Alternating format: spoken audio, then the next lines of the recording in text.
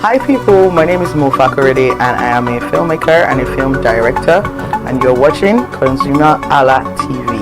ConsumerHalla TV is everything consumer advocacy, consumer rights, everything that has to do with consumers. On this TV, you'll watch, you'll learn, you'll be educated, and you'll be entertained. Keep watching ConsumerHalla TV. My name is Olubukola Ozone, a photographer and a social media enthusiast. You're watching ConsumerHalla TV. It's a consumer advocacy TV. If you have a problem, any consumer related problem, just holla at them, just like their name implies, and they're going to get it sorted for you. Keep watching, stay tuned. Thank you very much. Hi guys, my name is Joba Ojalabi. I'm a marketing communications professional. I currently lead marketing at Flash Change, a fintech startup. Keep watching ConsumerHalla TV, a consumer advocacy channel. Hello, my name is Sharon Rotimi. I'm an actor and I am on ConsumerHalla TV. Now, ConsumerHalla TV is a consumer advocacy channel. So if you have any issues, consumer-related issues with brands and services, you can reach out to them and they'll be sure to handle it or to cater to you. Thank you so much. Hi guys, my name is Iyebiye Adeton. I'm a film poster designer and illustrator. This is ConsumerHalla TV. It's a consumer advocacy channel. We show content on consumers-based news, entertainment, and all of that. So I urge you guys to stay tuned to ConsumerHalla TV. My name is Anoluwapo Alao, a sales consultant for Star Times Nigeria. This is a ConsumerHalla TV where they discuss anything consumer needs, and you get knowledge about anything about consumer. So keep watching it. Hi, my name is Adebola Ogushino. I'm a filmmaker and you're watching ConsumerHalla TV. Any consumer related issues, they've got you.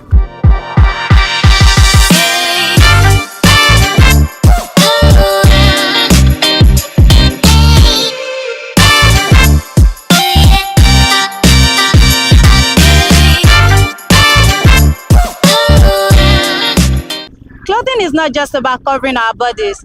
It's a big part of who we are. From our culture to traditions, what we wear says a lot about our identity and core values. Today we are at the famous Oshodi market to explore what's new with the fabric market and its current price list. My name is Nwoke Peace. Come with me, let's check out what the market says today.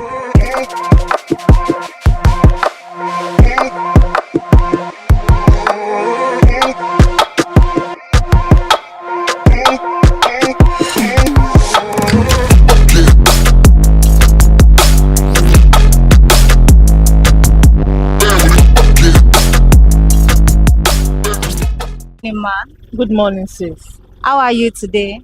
Very fine, thank you. Okay, so how is market today? Alhamdulillah, we thank God. So can you tell me your name? My name is Mudukpe Shomoye, CEO Mudukpe Fabrics. Mrs. Modukwe, can you tell me what you sell in Oshodi market?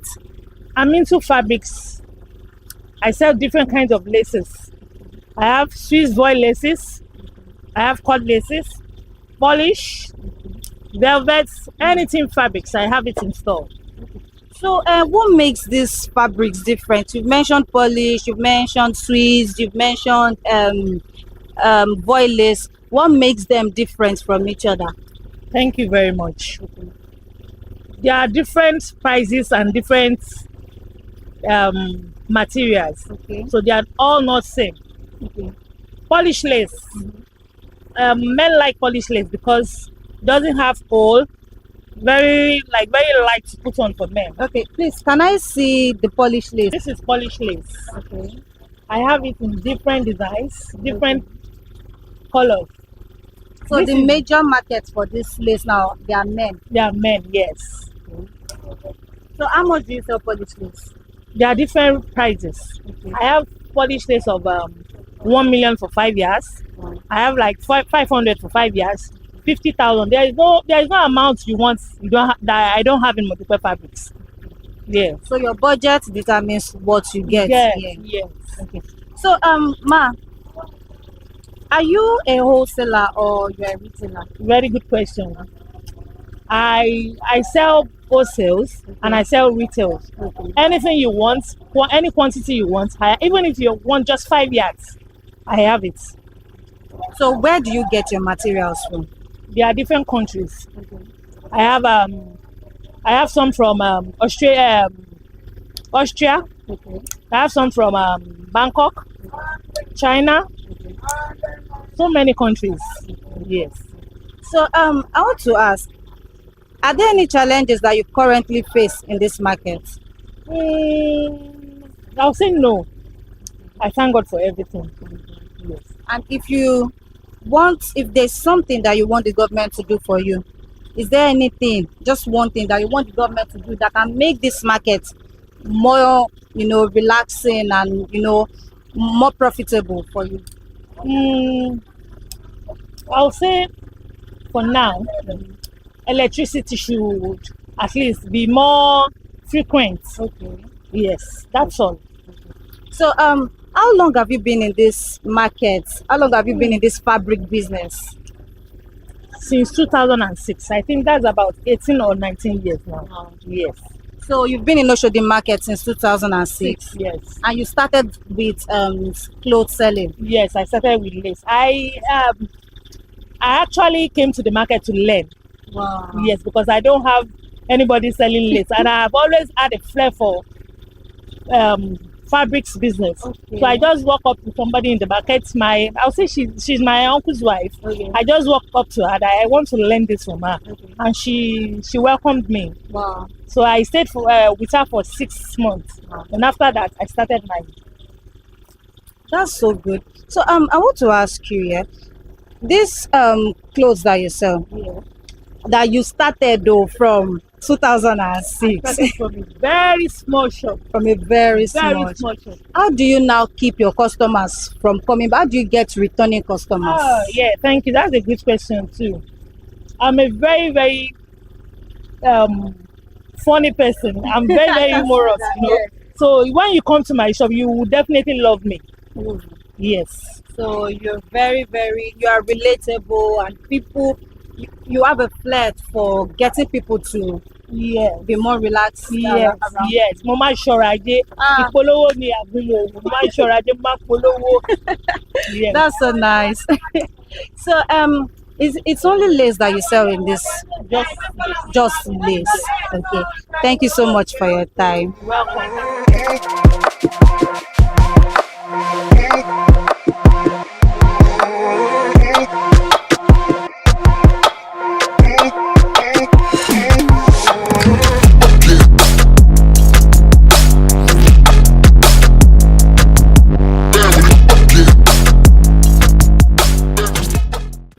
Good morning, ma. Good morning, ma. How are you today? Fine. You're fine. Yes. So how is business today? Fine. We thank God. So can you tell me your name? My name is Shakirat. Shakirat, what do you sell in Oshodi market? We are selling different type of clothes. So like cord, void, polish, velvet, and we are selling yeta and shoki. So you sell cord, you sell velvet, you sell void. Now tell me, what is the price range of these lace materials that you sell? Nǹkan tó ṣẹlẹ̀ ni pé nílá wà kékeré wà. So ó ní àwọn tó ń tún ta náà wọ́n máa wá ń kó bí báyìí because àwa ń ta wholesales. So you deal in wholesales? Yes. So a ní void nílá alẹ́lẹ́yìí tó gba 100. A ló ní 70, a ló ní 80, ó depend lórí iye tí oníkálukú bá fẹ́. So tó bá ń sọ nípa cord, a ní cord nílá, a ní kékeré. So eléyìí tó jẹ́ nílá náà àwọn cord yẹn, a lẹ́yìn tó gba 80, a lẹ́yìn tó gba 60, a lẹ́yìn tó gba 40, a lẹ́yìn tó gba 30. So ó depend lórí budget oníkálukú. Basically, your budget determines the type of lace you will get in this place. Yes. Okay. So we are selling velvet. You sell velvet? Yes. Okay. Is velvet also a type of lace? Yes. Okay. It's type of lace. So how much do you sell velvet? All depends, no. Velvet is not depend. I only 30, I only 40, I only talk about 25. so ìyẹn náà depend lórí budget oníkálukú tó lọ sókè. Swiss dáadáa ní Swiss voile náà, voile aṣọ ńlá, a ní nílá, a ní kékeré. So òun náà depend lórí budget oníkálukú. So ẹni tó wá dẹ̀ fẹ́ àwọn tó wá fẹ́ ṣe party ńlá, so aláṣọ tán lè mú kí Alárọ̀mí la wà Oṣòdì òkè number 2A ilé baba Mustapha. Okay, so what makes all this lace now? What makes them different from each other? You've mentioned cord lace, you've mentioned Swiss lace, you've mentioned velvet. What makes them different? Kò sí nǹkan tó yàtọ̀ púpọ̀ jù bẹ́ẹ̀ náà, but ó depend lórí quality tá a bá ń sọ nípa quality. So a ní nílá, a ní kékeré. Also other than àwa ń ṣe kò ń ṣe tilẹ̀ aṣọ títí wọn ẹ̀rọ tó common tó máa rí yẹbẹyẹbẹ káàkiri. So aṣọ wo tuntun tó common ìyàgò tó wà ń bẹ́ẹ̀ náà nìyẹn. So ó depend lórí eléyìí tó kálukú bá fẹ́. Alẹ́ tó ní sequence lára, alẹ́ tí ó ní sequence, alẹ́ jẹ́ pé kìkì stone lásán ló ní, stone ẹ̀ ò dẹ̀ ní ṣí bó ṣe máa bá kú nìyẹn. Okay, Shakirat, I want to ask you, how many years have you been selling in this market? Wọ́n bí mi sínú ẹ̀ ní.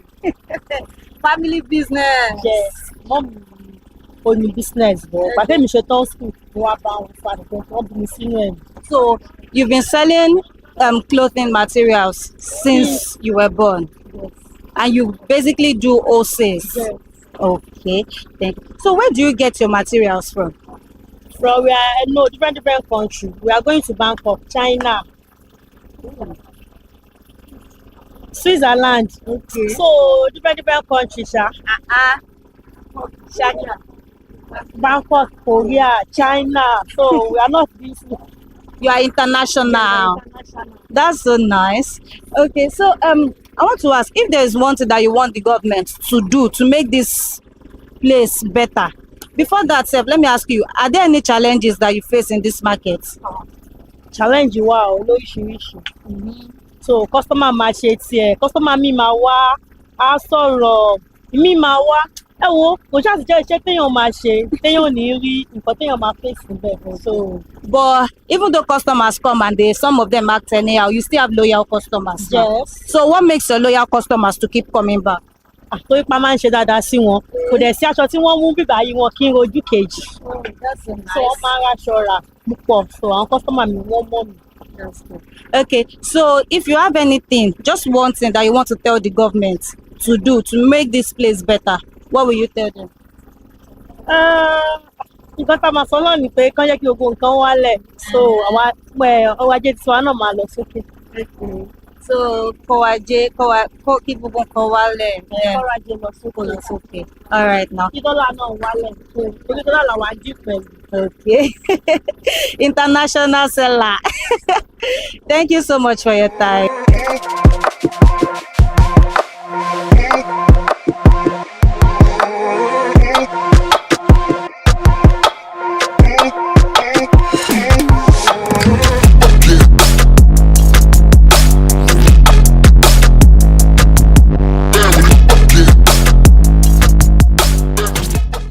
Good morning, ma. How are you today? I'm fine, and you? I'm fine, thank you. So what's your name? My name is Olamide Olaiwola. Okay, Olamide Olaiwola. How is the market today? We thank God though. We bless God. Okay, so please can you tell me what you sell in Oshodi market? Yeah, Yes. we sell dry lace, foil lace, polished lace. So you basically deal in lace materials. Lace material, yeah. Okay. So can you walk me through the price range of the materials? How much do you sell the dry lace, the Swiss, Polished the lace. polished lace? So can you walk me through the price range of each? No problem. This range from is it 5 years or bundle or I don't. If it's bundle, how much do you take per bundle? And if you want to sell per yard, how much do you sell per yard? Like now, this the bundle, the inside bundle we have 15 yards. Okay. So per 5 years is 20,000. Okay. So the bundle now is say 60,000. That's 15 years. That's 15 years. Yeah. Okay. So what material is this? Dry lace. This is dry lace. Dry lace, Okay. yes. This dry lace. And this polish. up. We have different colors, white, different colors. So this range here is 5 years, start from 40k, 50,000 naira. And this, we call it dry lace foil. So this Dry lace void. dry lace foil, yes. So this 5 years here is 60,000. And we have cord materials too. Okay. We sell cord materials too. So we sell pieces. So that range of pieces per yard is 5,000 naira Okay. per yard, 1 yard For cord lace. for cord lace. Okay. So we have the big ones too. We have the big ones.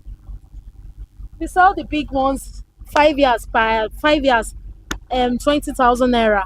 As in 5 years. We sell pieces and we sell 5 years. For the big ones, you sell pieces. No, for the big one, we sell 5 years. 5 years. Bundle 5 years. His bundle is 15 years that is there. So we sell 5 years, 20,000, 25.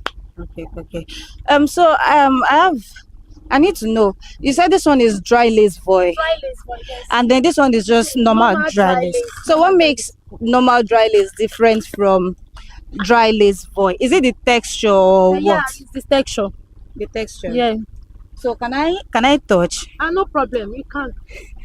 Okay, I'm not Can an see this expert dry on lace clothes, but You can see this one is very soft. okay. It's void. So like this now is hard. So Okay. this is normal dry lace. Oh yeah, yeah, yeah. I And see the this, difference. You can touch it again. Yeah, This is yeah. void Yeah. dry lace. Okay, So, okay. So I want to ask, how many years have you been selling in Oshodi Market? say 15 years, Sha. 15 years. Yes. And then when you started selling in Oshodi Market, you started with clothes. Yes, with clothes. With clothes. clothes, like a guinea brocade, Okay. article. So from there, dry lace voile and cord lace, cord lace. Okay. Okay. So I want to ask, when you started selling, the prices of the materials when you started selling in this market, is it the same as this current price now that you sell? At that time, the price is very affordable. But now, I think the dollar has rise so much. So before, like dry lace now, we have the time 5 years like 10,000 naira, 8,000 naira before. But now you can't see that 10,000 naira now is 15,000 naira. So the 15,000 naira now is 25,000 naira. So the one we are selling 20,000 before 10 now is 40,000, 50,000. So does this not affect how customers buy from you? It really affects so much. Okay, I still want to ask, if the price then was more affordable than the current price now, what about last week's price? Is it the same range that you sold last week that you are selling this week, or the price The same range. the same range? Last week and this week The same range. Yes. Okay, so if I came last week now and I come here today, what I bought last week is what I'll be buying Of the same course, price. yes, Okay, okay. So thank you for that. I would like to know, do you do wholesale, or you're a retailer, or you just I sell wholesale? I sell wholesales too. You supply to people? Supply, yes. Okay, that's nice. Okay, ma. So how do you get your customers to always come back? What makes your customers stay loyal to you? But most times I used to sell on credit too. Like now, maybe they buy like 10 bundles. They can pay maybe 5 bundles. And the remaining 5 bundles money, maybe later paying small. Okay. It's all sales, though, not people coming in direct to buy 5 years or 10 years. But the people buying those sales. So we sell credit too. So for people buying in those sales, you make instrumental payment available for them. Yes. Okay. Yes. Okay. Thank you so much for your time. You're welcome.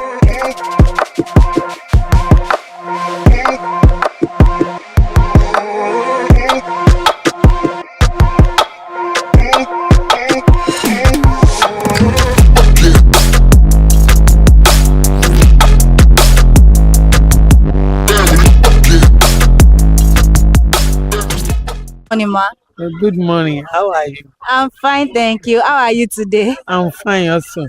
So how is business today? It's fine. It's fine. So ma, please tell me your name. My name is Alaja Lolade Lawan. Alaja Lolade Lawa. Alaja, please, what do you sell in Oshodi market? I'm selling ashoki.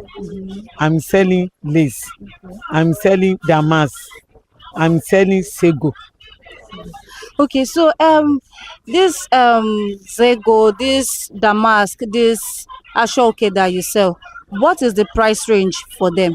You know, some it depends of they are changing money. Okay. Now, before we buy some like that sego, we bought it like 20,000 for pack. It's 2 pieces is inside. Yeah. We can sell it 25. We bought it 20. We can sell it 25 or 24. But this ashoke, some we bought it 15,000. We sell it 17,000. Some we bought it 18,000. We sell it 20,000. Some small one like this, we bought it 6,000. We sell it 7,000. Some we bought it 6,500. We sell it 7,000 or 7,500. It depends how the market make. So ma, I want to ask you, where do you get these materials from? The ashoke, is it from the same supplier that you buy the ashoke, that you buy the damask and the zego, or they are different? They are different. This ashoke, they are bring it from Lorry, Okay. from Shaki. Okay.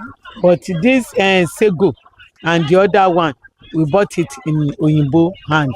They bring it from China. In China.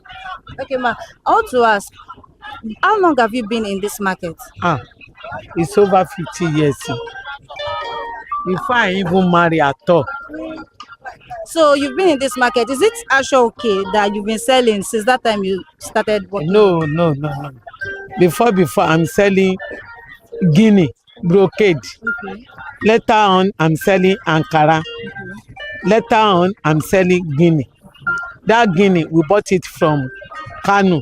Sometimes we bought it from Cotonou.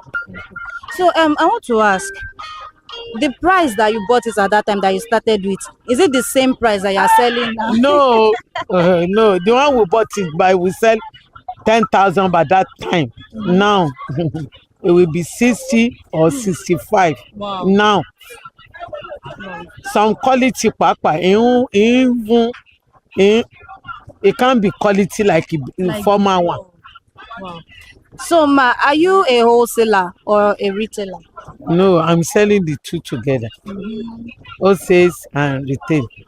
So if someone wants to buy from you wholesale now, how much do you sell it to them? If someone want to buy wholesale from me now, I can sell it 7,650.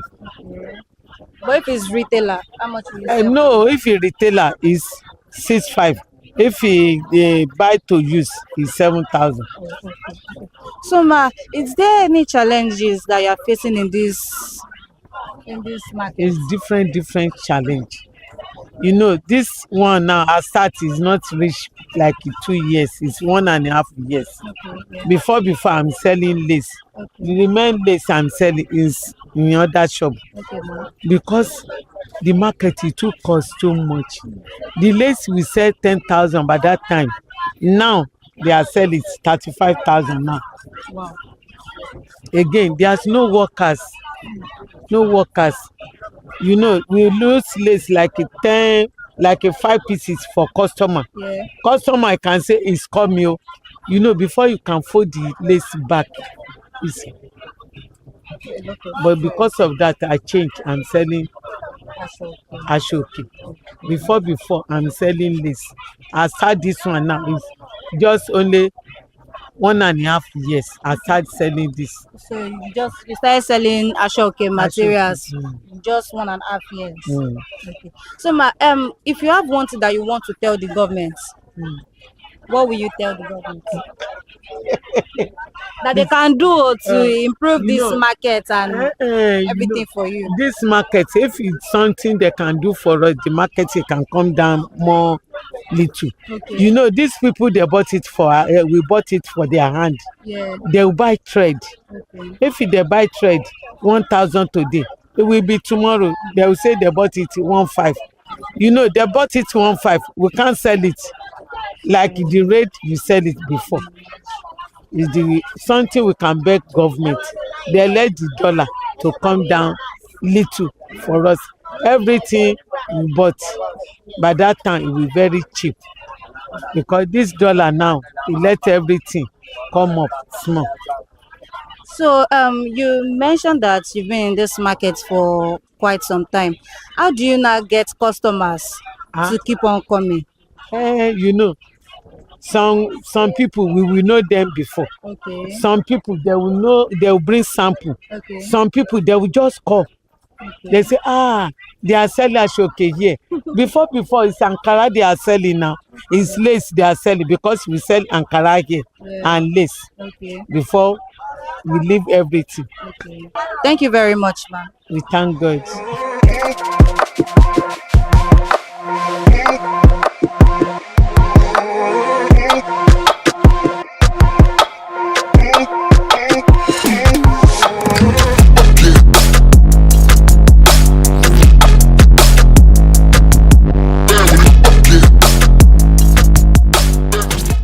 Good morning, ma. How are you today? I'm fine, thank you. So how is the market today? Thank God. Please, ma, can you tell me your name? My name is Evelyn Wampala. Evelyn. Wampala. Okay. So, Mrs. Evelyn, what do you sell in Oshodi market? I sell sample lace, George beaded lace in Oshodi market. You sell sample lace? Beaded lace and George. Okay. So tell me, what makes sample lace different from George? What makes George different from beaded? Okay. George is Igbo traditional, traditional brothers. Okay. George. Okay. Why beaded lace is new cloth now that people are wearing. Okay. So sample lace too. The sample lace, they have been long. We have been using sample lace. So beaded just now running since 2 years now. That was when we started using beaded. Both of them are good. Okay. So depending on the way your money reach, you can go on with that one. So how much do you sell sample lace? Sample lace, you see sample lace, one of 5,000, see sample lace 10,000, see sample lace of 4,000. Okay. So that is it. What about the George? George, you can start to see George of 10,000. You can see George of 20,000. You can see George of 40,000. You see George of 50,000. You can see George of 100,000. You see George of 150,000. Depends on the one you want. Okay. Yeah. Okay. Ma, let me ask, how many years have you been in this market? This is 10 years now. 10 years. Yes. And when you started, did you start with selling clothes or there was another business you were doing? No, I started with sample lace. Only sample Only lace? sample lace. Fine, I start adding George inside. Okay. So I want to ask, the price that you were selling 10 years ago when you started, is it the same price? Is it still as affordable as that time? No. Or things have changed? Things have changed. But the George of maybe 15,000 then, now you can get it now 25,000, 30,000 now. Samples of 1,500, now we are buying it now 3,000, 3,500 now. So now it's higher than then when I started. Now that the price is even higher, wait, let me even ask, the price of last week, is it the same price you sold last week that you're selling this week? So if I came here last week and I come here today, the price that I bought it last week is the same price I will get it today? Yes. Okay. So I want to ask, with the way the price have changed, the prices of the materials have changed, how do you keep your customers from coming back? How do you get recurring customers? No, as long as the price change, when they enter market, they tell the price. All of we're in Nigeria, so everyone knows that things change every day by day. Yeah. So when they call, they know that the price will change. You sell them the way you bought your market. That's how you sell it to your customers too.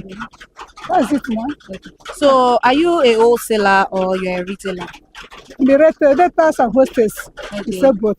Retailers come, you sell. Hostess come, you sell. So if I want to buy wholesales now, how much do you sell wholesales? Want to buy, if I sell it for hostess, maybe come on, maybe like 3,000, 4,000 on the top of George. Maybe I'm selling George wholesale price, I will sell it very well for you. But people that are buying it for themselves, I will talk more and sell it because the people that is buying wholesale, they will put money and sell their own too. So their price cannot be same thing with people that are using it plus and people that are selling. So, is there any challenge that you face in this market? Is there something that is not making the market to go very well for you? So you are comfortable, you are okay without things are in the market. You're okay. So okay. Do you have anything? If you had one thing to say to the government, what will you tell the government to make this place better? To make the market a better place for you? So government. Yeah. I don't know. The government. If government make things to be easy for us, so things go easy for all of us. So government should just make things easier. Easier for every one of us. Okay. All right. Thank you, ma, for your time.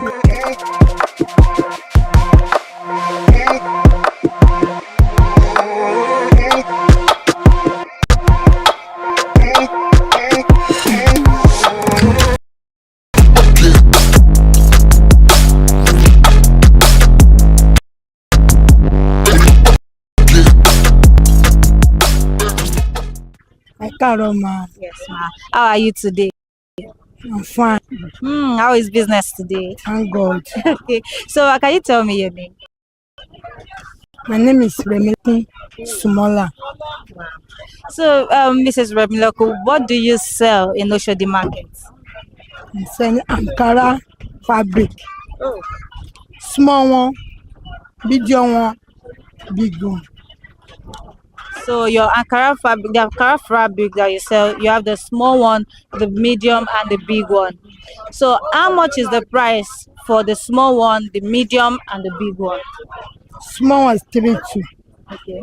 Medium one is 4,000. Okay. I have big one, 11,000.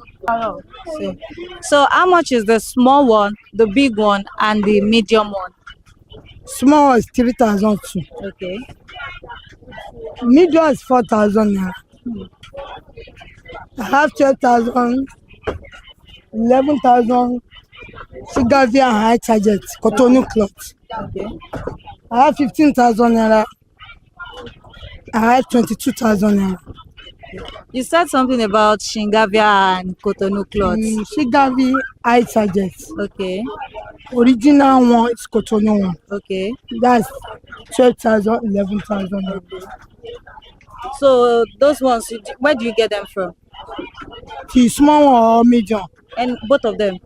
No, high target and Shigavi, and 22,000 naira is Cotonou one. Okay. All this one is China cloth. Okay. So these ones are China, the high target and the Shingavi. They The are medium and small one. Okay. It's very washable. It's very washable. Okay. So, ma, how long have you been in Oshodi Market? Going to be 20 years. 20 years. And did you start with selling Ankara fabrics? Yes. Wow. So that means you have loyal customers. Yes. So how do you keep your loyal customers from coming back to always buy from you? Which one that? Oh. Yeah. Which one that because one lè wà ńjọ́ mi. Tẹ́ bá attend customer dáadáa. Tẹ́ kí ẹ ṣé o, ẹ ṣé máa o, ẹ ra máa, ẹ ṣé o. So next time, màá lè padà. Okay. So ma, the time when you started selling in this market, yeah, and now what's the price range like? When you started, is it the same price that you started selling for? No. That you're selling it now, or the price has changed? No, that time is London was. That 3,200 is London was. Okay. That was from Cotonou. Okay. Oh yeah. It's 600, 700. Wait, sorry, 600,000 be like 600 naira. 600 naira. Wow. Wow. But that one is London wax. Okay, London wax. It's from Cotonou. And the buy is from Cotonou. Okay. But this one The same is 1,002 medium. It's 4,000 naira now. Okay. It's 1,002. It's China cloth. I'm buying it from Oshodi here. Yeah. Okay. Okay, you buy this one from Oshodi. Yeah. Okay. So are you a wholesaler or you're a retailer? Wholesale. Wholesaler. Okay. So how much do you sell this in bundle or in yards? Yes. Bundle. One do party Ashebi. One buy like 5 bay. 100 times 5. That's 500. Like 1 million. Okay. So I'm selling it. Both big one, both small one. Ma, is there any challenge that you face in this market that's making things a little bit tasking for you? Do you face any challenge in this market? No. You're okay in this market? Even for our Cairo market. Yeah. In fact, it's good market. This our security is very good. So I'm okay. So if you have anything, just one thing that you want to say to the government, what will it be to make this market better for you? Mi ò yẹ o àti dáhùn ẹ̀ kò fẹ́ yé mi. All right, now thank you, ma.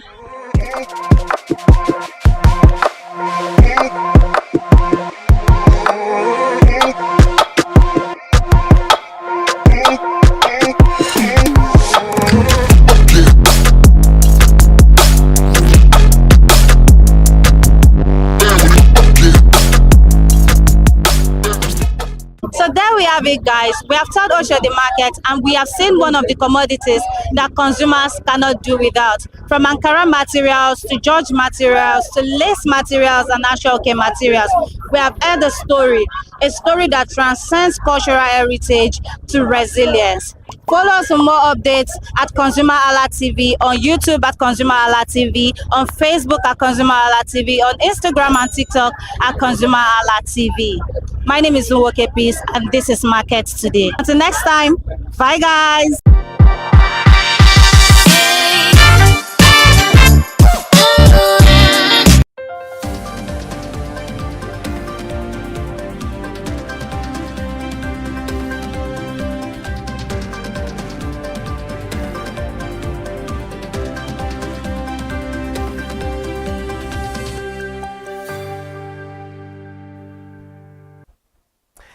Thank you so much for joining us. The time is 4 o'clock. I am Iri Ayomikunle Eke and welcome to ConsumerHallaTV News at 4. We're starting the news from the federal government, as the federal government said it has released about 2.3 billion naira to pay arrears and backlogs of the Academic Staff Union of Universities and other university-based unions. This was made known according to a statement signed by the Director of Press and Public Relations, Ministry of Education, Folashade Boriowo, on Wednesday, where she made it known that the fund was released through the Office of the Accountant General of the Federation. A total of 2.311 billion naira, representing batch 8 salary and promoting arrears, has been released through the Office of the Accountant General of the Federation to universities. She further said benefiting institutions should begin to receive payment alert anytime from now. The ministry disclosed that the federal government, through the Ministry of Finance and OAGF, is finalizing the release of a third-party non-statutory deductions and pension remittances to Nigerian University Pension Management, and are expected to be completed in the coming days. Meanwhile, the Minister of Education, Dr. Maruf Alausa, while providing an update on the ongoing engagement with ASU and other tertiary institutions union, stated that President Bola Ahmed Tinubu remain resolute in his determination to resolve all lingering welfare and funding issues in a transparent, fair, and sustainable manner. Away from education now, the United Bank for Africa PLC has reported gross earnings of 2.47 trillion naira for the 9-month ended September 30th, 2025, which represents a marginal increase from 2.40 trillion naira recorded in the corresponding period of 2024. The group's unaudited financial statement filed with the Nigerian Exchange Limited on Thursday showed that profit after tax rose slightly by 2.3% to 537.5 billion naira from 525.3 billion naira posted at the same period last year. Interest income grew to 1.98 trillion naira from 1.8 trillion naira in 2024, driven mainly by higher earnings from investment securities and customer loans. However, interest expenses also rose to 808.7 billion naira compared to 695.6 billion naira in the prior period, reflecting the impact of higher funding costs. And now the Lagos State government has sealed 3 supermarkets in the Koshofe area for violating the ban on single-use plastic as part of its ongoing enforcement against plastics pollution.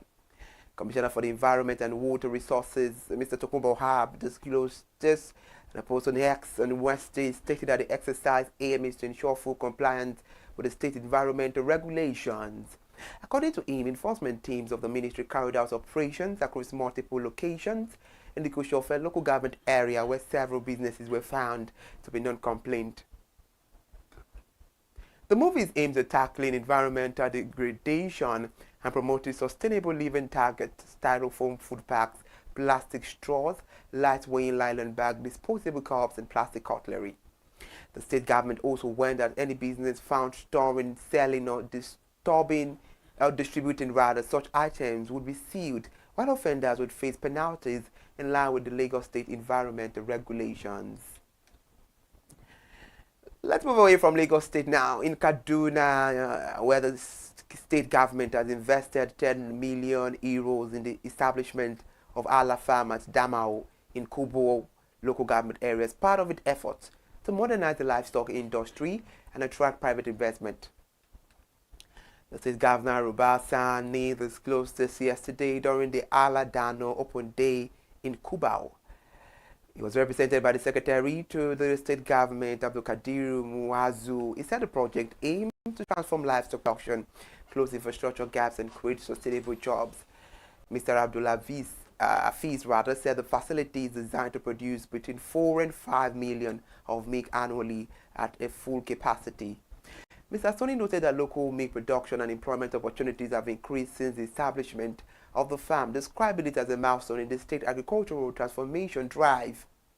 He added that his administration has established a strong institutional framework to sustain growth in the livestock subsector. And now President Bola Tinubu has approved the introduction of a 15% of ad valorem import duty on petrol and diesel import into Nigeria.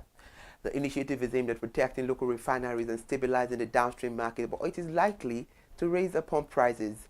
In a letter dated the 24th of October 2025, reported publicly on the 30th of October 2025, addressed to the Federal Inland Revenue Service and the Nigerian Midstream and Downstream Petroleum Regulatory Authority, the President described the immediate implementation of the tariff as part of what the government described as a market-responsive import tariff framework. The letter was signed by his private secretary, Damilotu Aderemi, and obtained by a newsman, which was made known that the President's approval followed a proposal by the executive chairman of the FIRS, Mr. Zak Adedeji. The proposal sought the application of a 15% duty on the cost, insurance, and freight value of imported petrol and diesel to align import costs with domestic market realities. The federal government yesterday unveiled the Nigerian Postal Service automated payment solution for inbound international delivery items. The innovation is expected to eliminate long queues, improve transparency, and simplify the custom payment for millions of users and businesses engaged in cross-border trade across Nigeria. The launch was held in Abuja, and it marked a major milestone in NIPO's ongoing transformation drive under the supervision of the Minister of Communications, Innovation and Digital Economy, Mr. Boso Tijani, who described the initiative as a living example of how a modern public service should operate in partnership with innovators, technology, and citizens. It was represented by the Ministry Permanent Secretary, Mr. Rafiu Adeladon. The Minister said the collaboration between NIPOS and its private sector partners, Paystack, Sandbox, and Messenger reflect what is possible when government agencies embrace digital innovation and citizen-focused service delivery. The minister praised the collaboration ecosystem and lightened the pay stack as it will provide a secure payment gateway for custom duties, sandbox, and it will enable real-time parcel tracking, and Messenger will handle the last mile logistics to ensure a very fast delivery. On another news now, about 17 million new jobs could be available if the recommendations of the dissemination of the Nigeria Time Youth Survey conducted by the National Bureau of Statistics (NBS) is in partnership with the UN Women Nigeria. The survey revealed that investment in the care economy in Nigeria has the potential of generating about 17 million new jobs in the country.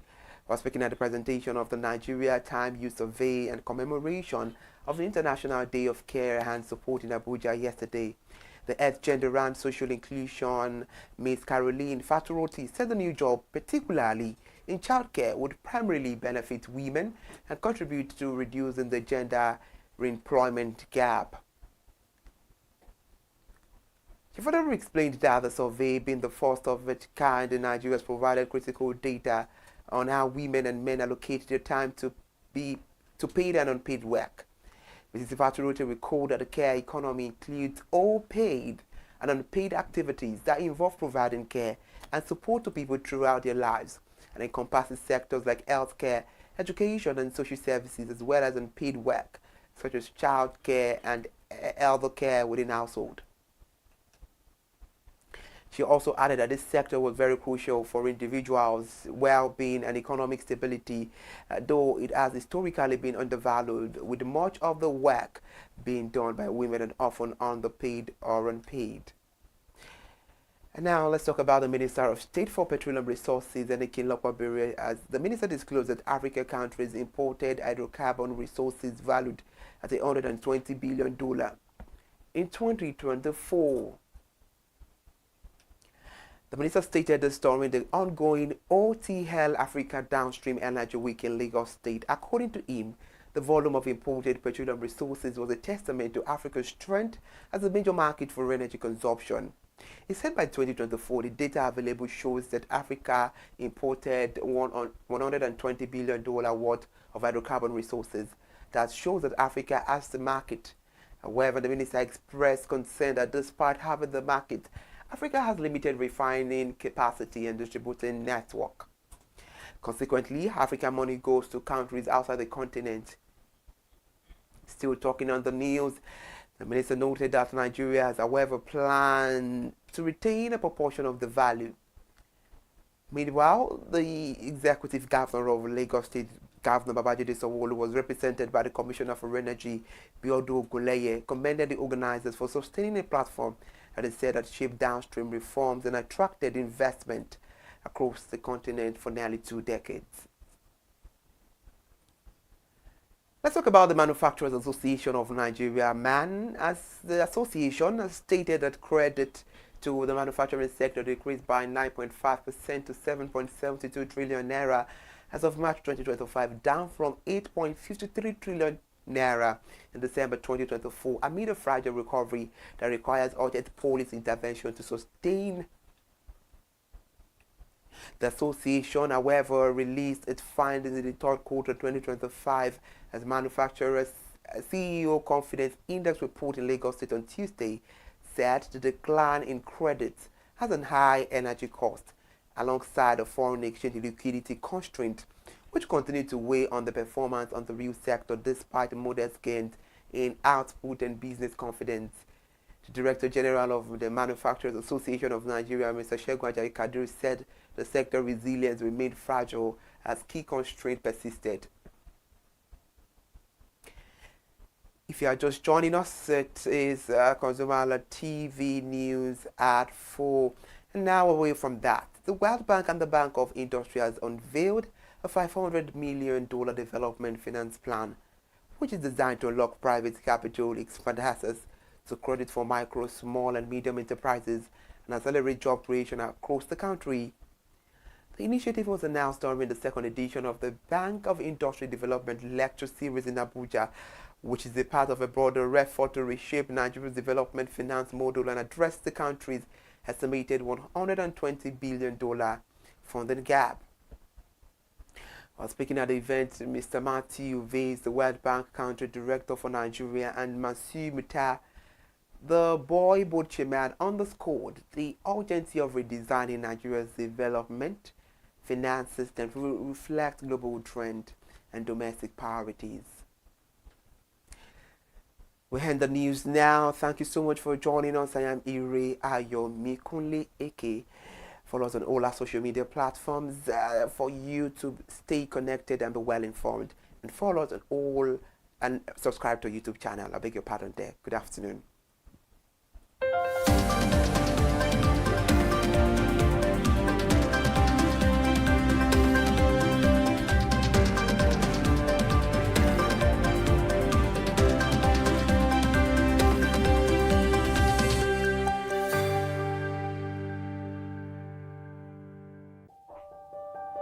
Hey there, do you know in the world today, everyone is a consumer, and as consumers, we all have the right to be heard. In Nigeria today, as a consumer, you have all right to product information, right to fair pricing, right to return goods, right to product labeling, right to fair dealings, and a lot more.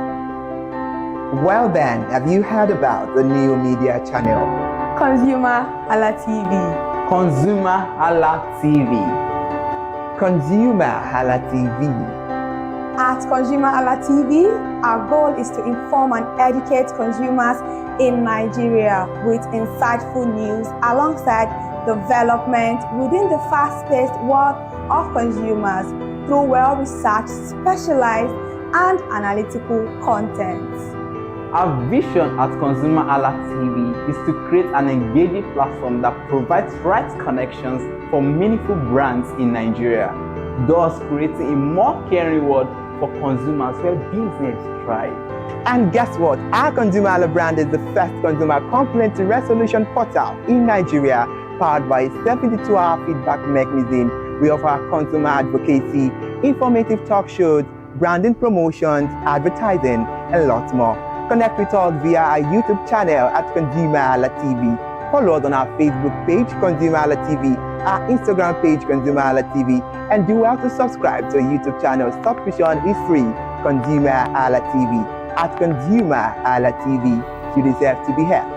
At ConsumerHallaTV, you deserve to be heard. Hi people, my name is Mofakorede and I am a filmmaker and a film director, and you're watching ConsumerHallaTV. ConsumerHallaTV is everything consumer advocacy, consumer rights, everything that has to do with consumers. On this TV, you'll watch, you'll learn, you'll be educated, and you'll be entertained. Keep watching ConsumerHalla. My name is Olubukola Ozone, a photographer and a social media enthusiast. You're watching ConsumerHalla TV. It's a consumer advocacy TV. If you have a problem, anything, any consumer related problem, just holla at them, just like their name implies, and they're going to get it sorted for you. Keep watching, stay tuned. Thank you very much. Hi guys, my name is Joba Jalabi. I'm a marketing communications professional. I currently lead marketing at FlashChange, a fintech startup. Keep watching ConsumerHalla TV, a consumer advocacy channel. Hello, my name is ConsumerHalla. I'm an actor and I am on ConsumerHalla TV. Now, ConsumerHalla TV is a consumer advocacy channel. So if you have any issues, consumer-related issues with brands and services, you can reach out to them and they will be sure to handle it or to cater to you. Thank you so much. Hi guys, my name is Iyebiye Adeton. I'm a film poster designer and illustrator. This is ConsumerHalla TV. It's a consumer advocacy channel. We show content on consumers-based news, entertainment, and all of that. So I urge you guys to stay tuned to ConsumerHalla TV. My name is Anoluwapo Alao, a sales consultant for Star Times Nigeria. This is a ConsumerHalla TV, where they discuss anything consumer needs and get knowledge about anything about consumer. So keep watching Hi, my name is Adebola Ogushino. I'm a filmmaker and you're watching ConsumerHalla TV. Any consumer related issues, they got you.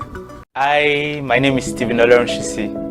I'm a strategy and sales professional, currently working with Obey, and you're watching ConsumerHalla TV. I mean, this is one of the channels that you don't want to but stay on. Consumer advocacy, brand promotion, everything consumer, what you need to learn for your business to grow. This is a channel where you learn, where you experience entertainment to, but it's good for businesses, for brands, and for an entrepreneur. If you want to know more about businesses, want to know more about brands, please stay watching. All right, thank you so much, ConsumerHalla TV. Keep watching. Hello, good day. My name is Tunde Balogun. I'm the lead pastor at the Kingsborough Church in London. And you're watching ConsumerHalla TV, which is a new initiation into the TV industry in Nigeria, the first of its kind in Nigeria. And I know that it's going to bring value and quality into the service industry. ConsumerHalla TV is here to offer value to service industry and to give a voice to consumers, bring awareness to the brand industry, and also bring education to what it is to have quality for what you paid for.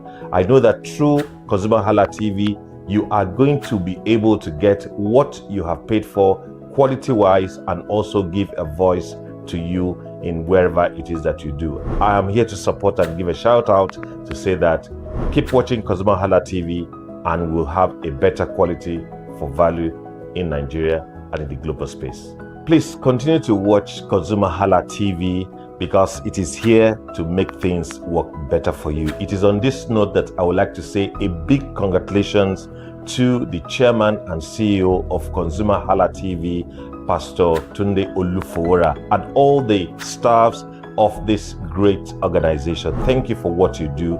You are making things happen for us, and I pray that God bless you. Thank you. Hello, my name is Toyin Balogun. I'm here to give a shout out to ConsumerHalla TV, #1 platform helping you to shop smart, spend wisely, and live better. Anytime you have any kind of issues with your shopping, or you want to know a very honest review, please contact ConsumerHalla TV, here to help you. And please join the community where we can all make life easy and better for all of us. Hey there, do you know in the world today, everyone is a consumer. And as consumers, we all have the right to be heard. In Nigeria today, as a consumer, you have all right to product information, right to fair pricing, right to return goods, right to product labeling, right to fair dealings, and a lot more. Well then, have you heard about the new media channel? ConsumerHalla TV. ConsumerHalla TV. ConsumerHalla TV. At ConsumerHalla TV, our goal is to inform and educate consumers in Nigeria with insightful news alongside development within the fast-paced world of consumers through well-researched, specialized, and analytical content. Our vision at ConsumerHalla TV is to create an engaging platform that provides right connections for meaningful brands in Nigeria, thus creating a more caring world for consumers where business thrive. And guess what? Our ConsumerHalla brand is the first consumer complaint resolution portal in Nigeria, powered by a 72-hour feedback mechanism. We offer consumer advocacy, informative talk shows, branding promotions, advertising, and lots more. Connect with us via our YouTube channel at ConsumerHalla TV. Follow us on our Facebook page, ConsumerHalla TV, our Instagram page, ConsumerHalla TV, and do well to subscribe to our YouTube channel. Subscription is free. ConsumerHalla TV. At ConsumerHalla TV, you deserve to be heard. At ConsumerHalla TV, you deserve to be heard.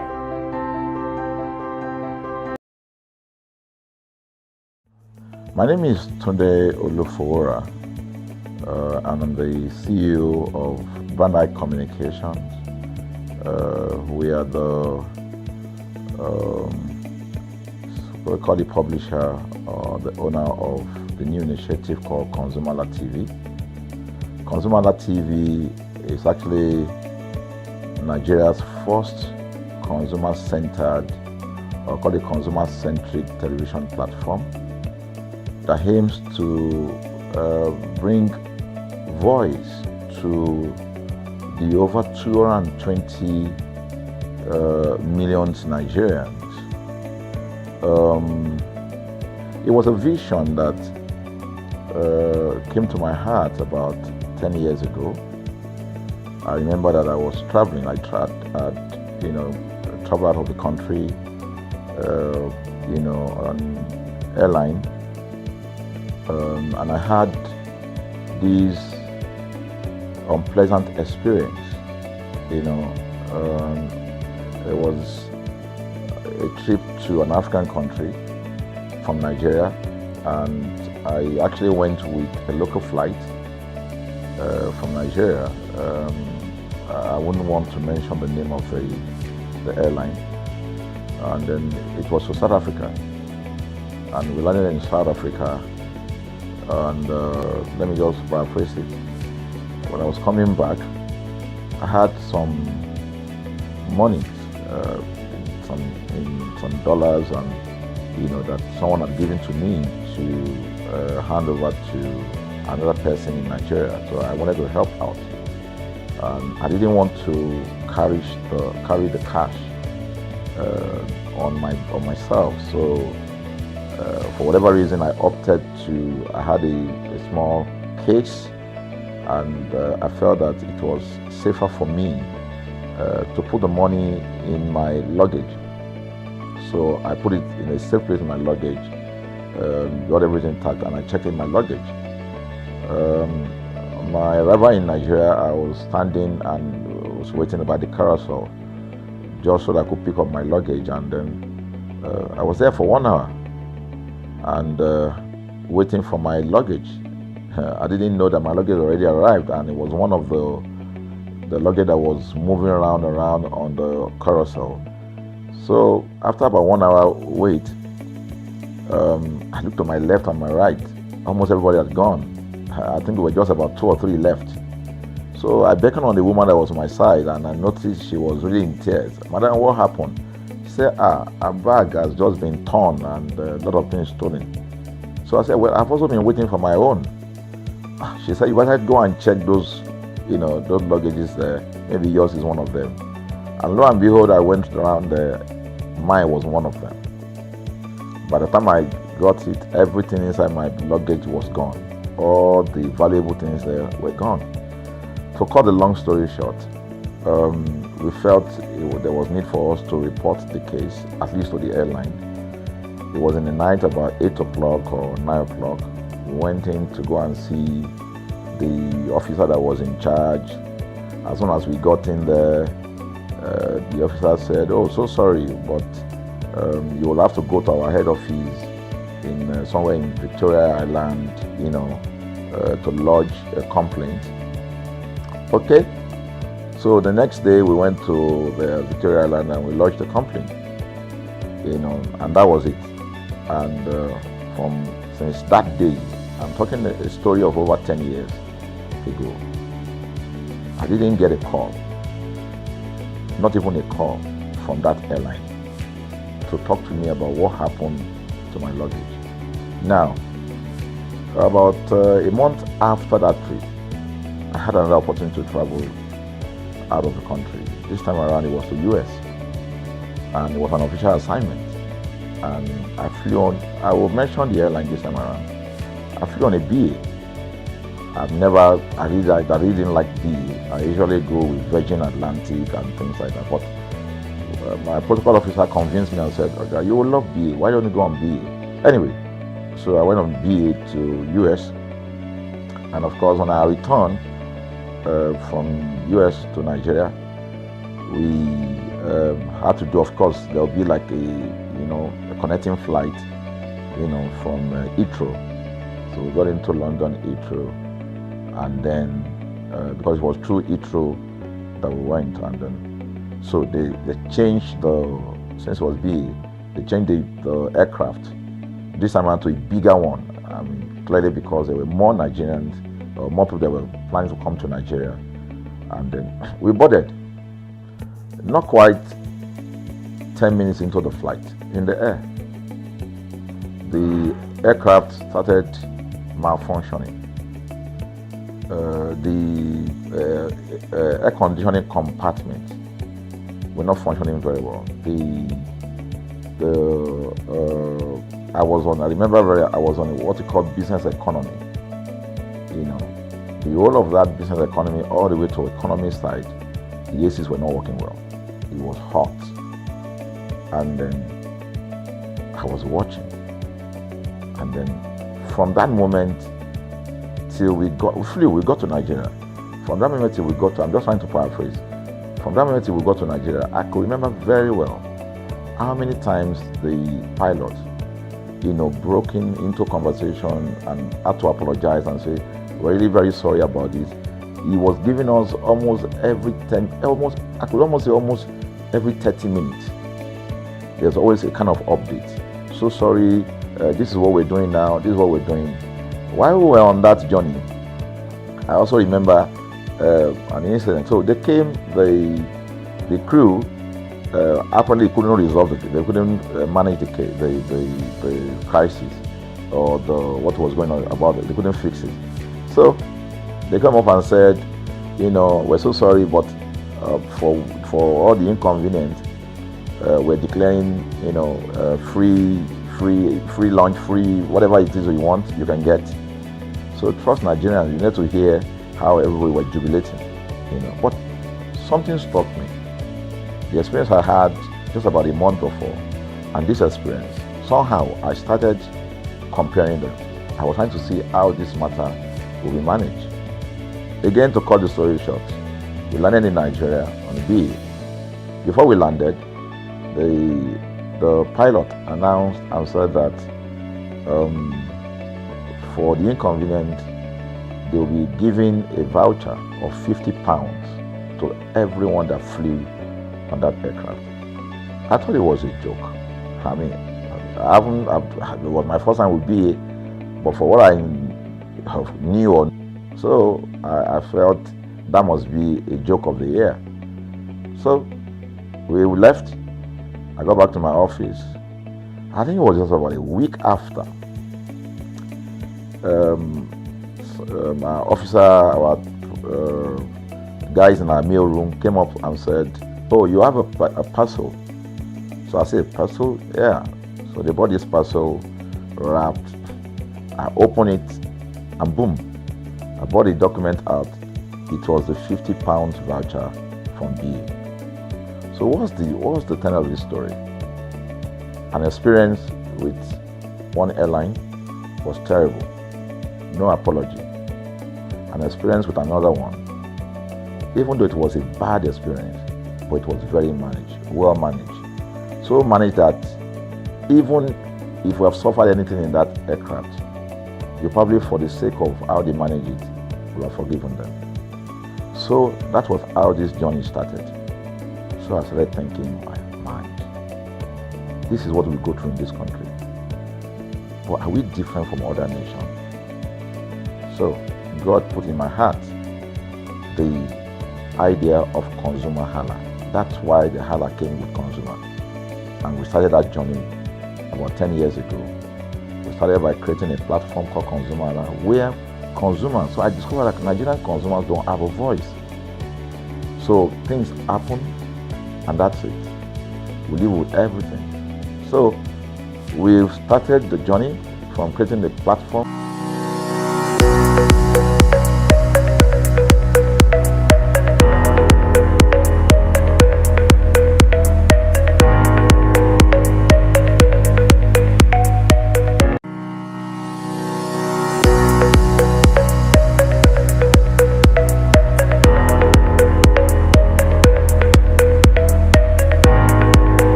The Bible says, I am happy when they ask me to come to the house of the Lord, but I am happier when it's time for the weekend and its best weekend deals. Relax, eat, chill, and merry. Welcome to Best Weekend Deals on ConsumerHallaTV, where we cite you amazing deals from traveling deals to entertainment to dining to shopping deals. Abba, it's the weekend. Ayekolowa, just relax. Thank you so much for joining us on the conversation. I am Ire Ayomikule Eke. Good evening. You are watching Best Weekend Deals on ConsumerHalla TV. In case this is your first time of tuning into the show, it is a program fully packed with detailed information concerning all kinds of deals you can get to enjoy, from hotel deals to dining deals and entertainment deals. I am Iremufe Koforola.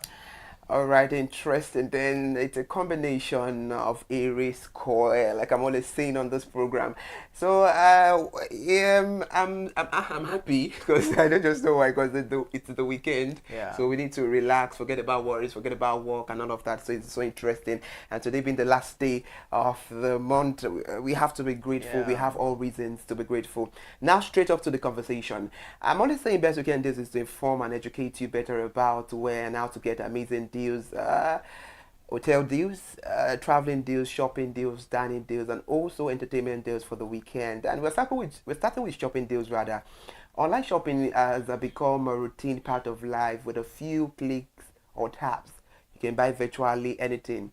We have some people that buy low-cost pins. I mean, online. I was even surprised when I got to know about that. I didn't know before. All right. Then and you can also buy love online. But before you restock on whatever you want to buy, your toilet paper, or purchase those trendy sneakers from the ad you're seeing in your Instagram feed, make sure you are not spending more than you have to. That is why Best Weekend Deals is very, very important, because besides all these deals, because you can get them at the lowest level of low. And there, how to get some online deals. Set a budget and make a shopping list. I know we probably already plan for big expenses such as vacations, wedding, or I know college tuition fees and all of that, but planning out every day purchases is very, very important. So make a budget that accounts for clothing, gifts, groceries, and other expenses. That it will definitely help. Figure out how much you can afford to spend and avoid debts.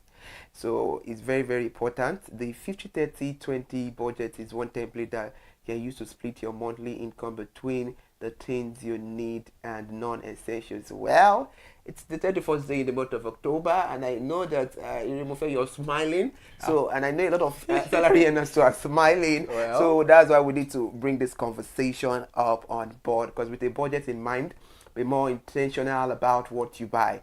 Write a list of the items you aim to purchase before you start shopping to avoid impulse buying, and stick to the items on the list. It will definitely help you to prevent impulse buying and also make it easier to follow your plans. Coupons are very, very important. I can remember vividly well. We spoke about this coupon. I think that was the first segment of tips and tricks we had. And that coupon has to do with knowing the basic of how to get your stuff that you need. Coupon can help you save on purchases from grocery stores and other retailers, and try a free coupon app, or build the habit of searching for coupon codes every time you shop. Of course, you get a discount there. The juicy one right there. You spend a minute or two on aggregator website, and that could get you $1 off that shampoo if you're a lady on your list, or free shipping on an order. Then you compare and match prices together. Different retailers sometimes sell identical product at non-identical prices, so it pays to do a little research. And if we're talking about research, we are here for you. We've done that research, so just calm down and enjoy. So before buying an item, I was just joking them. So before buying an item, scope out a few websites. However, sticker prices can be deceiving, so be sure of include details like shipping costs and the coupons in your comparison. It's very, very important when we want to cite all the shopping deals to look into the price matching policies. Companies such as Best Buy, Easy Buy, Whatever Buy, Rebuy may match a lower price found on the competitor website. So I can tell you that some will even give you a partial refund if you spot a price drop soon after purchasing an item, and you can call a retailer customer service or consumer service number, or use it online chat feature to request an adjustment. So to make comparing prices faster and easier, you can use tools like Google Shopping, Shopmania, or Yahoo Shopping. And you can use your shopping tools and app if keeping up with money saving strategies, because one of the main idea of Best Weekend Deals is to let people know that no, you can buy whatever you want to buy and you can still save your money, even if you are earning 100 naira in this Lagos as salary. you can still buy something out of that 100 naira and you will save. That is that is the irony of this program. So make sure you use your shopping tools and apps by keeping it up with money saving strategies, making shopping feel like a homework assignment. Try automating the work you want to get. I'm talking about all the stuff you need to get over the weekend. Popular browser extensions and apps such as Oni and Rakuten. Yes, those apps can locate coupons, track prices for you, and more. So you don't have to just, and you can also watch Best Weekend Tips on ConsumerHallaTV. We give you all those amazing price at the exact price you get them. Buy online, of course, pick up in store. You can shop online and get your order the same day, possibly at a discount without paying shipping costs. So some retailers also offer online only discounts. Yes, then the catch, you have to make a trip to the store to fetch it. Yeah, they've made discounts for you online. So if you want to deliver your product that you ordered, of course there's not going to be a discount, so you can just go there and get it for yourself or by yourself. But curbside and in-store pick-up options can be worth the minor inconvenience, especially when you consider the money you will save by spending less time near tempting delays. Then it's very, very important, if you want to enjoy shopping deals, definitely you have to sign up for the mailing list. If your email box is cluttered with promotional marketing messages, oh my goodness, you may be reluctant to sign up for more, because when your emails are just piling up, you get choked. However, the sunny side up is that the signing for the newsletter and promotional emails could land you some of the best online deals. So pay attention to any flash sales. Most of the time we get emails from Jumia, Konga, a whole lot of them, and so just pay attention to any flash sales or subscriber discount they are offering, as they could net your savings on your next purchase. And some brands also provide discount when you sign up. You receive the notification.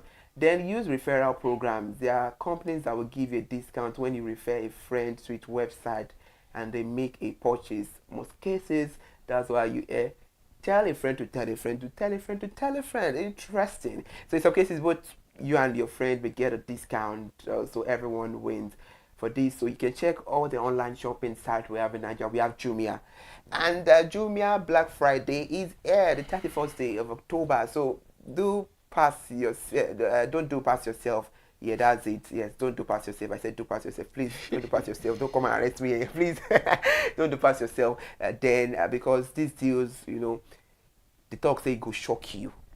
So say it gets some level where we say you go shop. They be say you go. Shock. So yeah, that is what is happening Black Friday from Jumia to you, the pretty consumers home there. Konga as well, Ajebo Market, Printivo Store, Supermarket, NG, OLX, Nigeria, for all kind of a product you need during this weekend. Meanwhile, let's cite some dining deals. And for this weekend, however, why not just check Chicken Republic promotions and other one. They have beautiful meals. Oh my goodness, you get your asun rice, you get your jollof rice, you get a whole lot of food. Very, very cheap. At very, very cheap, affordable price. So deliver to homes and offices in Nigeria and Ghana. That's a very beautiful one there. Thank you very much, Iri. You mentioned so much, and I'm quite sure viewers can really jump on. Yeah, viewers can jump on any of these deals and get to enjoy them. Now let's move to hotel deals. It's very important. Sometimes you just want to relax, want to go on vacation, or you just want to do one or two things, and you need to check in one hotel. But the best thing is that you can find hotel deals in Nigeria through various booking sites that offer discounts on properties like Florence Hotel and Suites, up to 20% off. Now we are talking about some hotels that offer discount for you. Then the Corinthia Villa Hotel and Suites up to 27% off, and IB's Lagos Airport up to 19% off discounts for you. The website like Kayak Hotels Nigeria, TripAdvisor, and Travel Local provide options for a wide range of hotels, from budget friendly to luxury, in cities like Lagos, Abuja, and Port Harcourt. Interesting.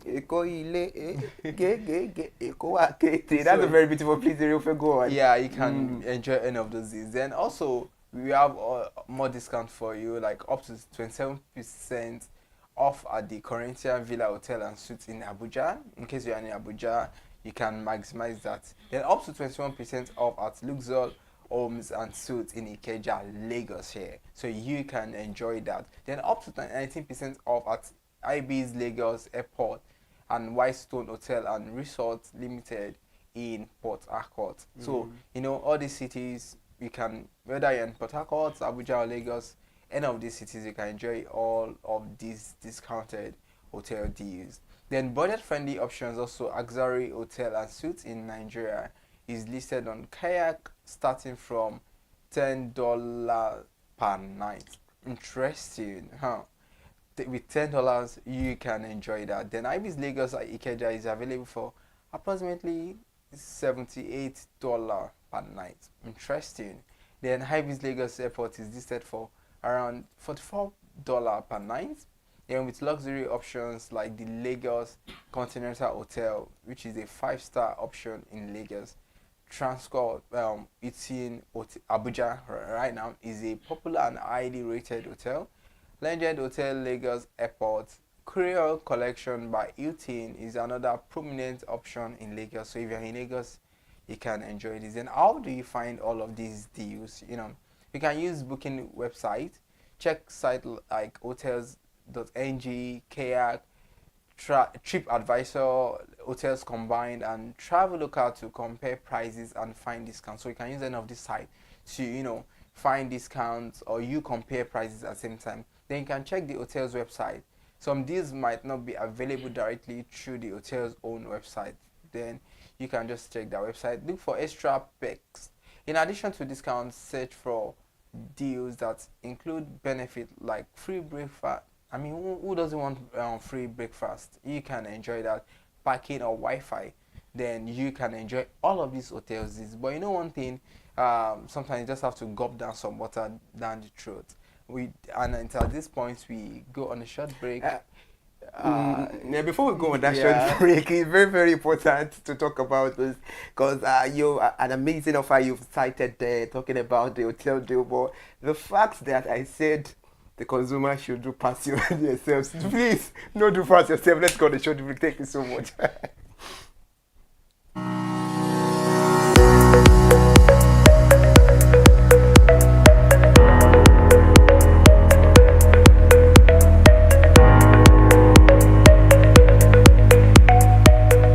Hello, good day. My name is Tunde Balogun. I'm the lead pastor at the Kingsborough Church in London.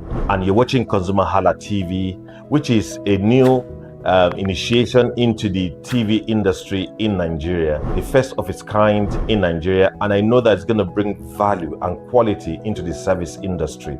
ConsumerHalla TV is here to offer value to service industry and to give a voice to consumers, bring awareness to the brand industry, and also bring education to what it is to have quality for what you paid for.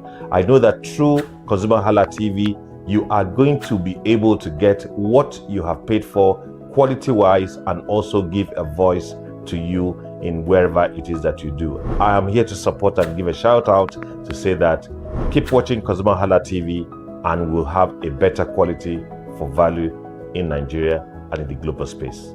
Please continue to watch ConsumerHalla TV, because it is here to make things work better for you. It is on this note that I would like to say a big congratulations to the chairman and CEO of ConsumerHalla TV, Pastor Tunde Olufowora, and all the staffs of this great organization. Thank you for what you do. You are making things happen for us, and I pray that God bless you.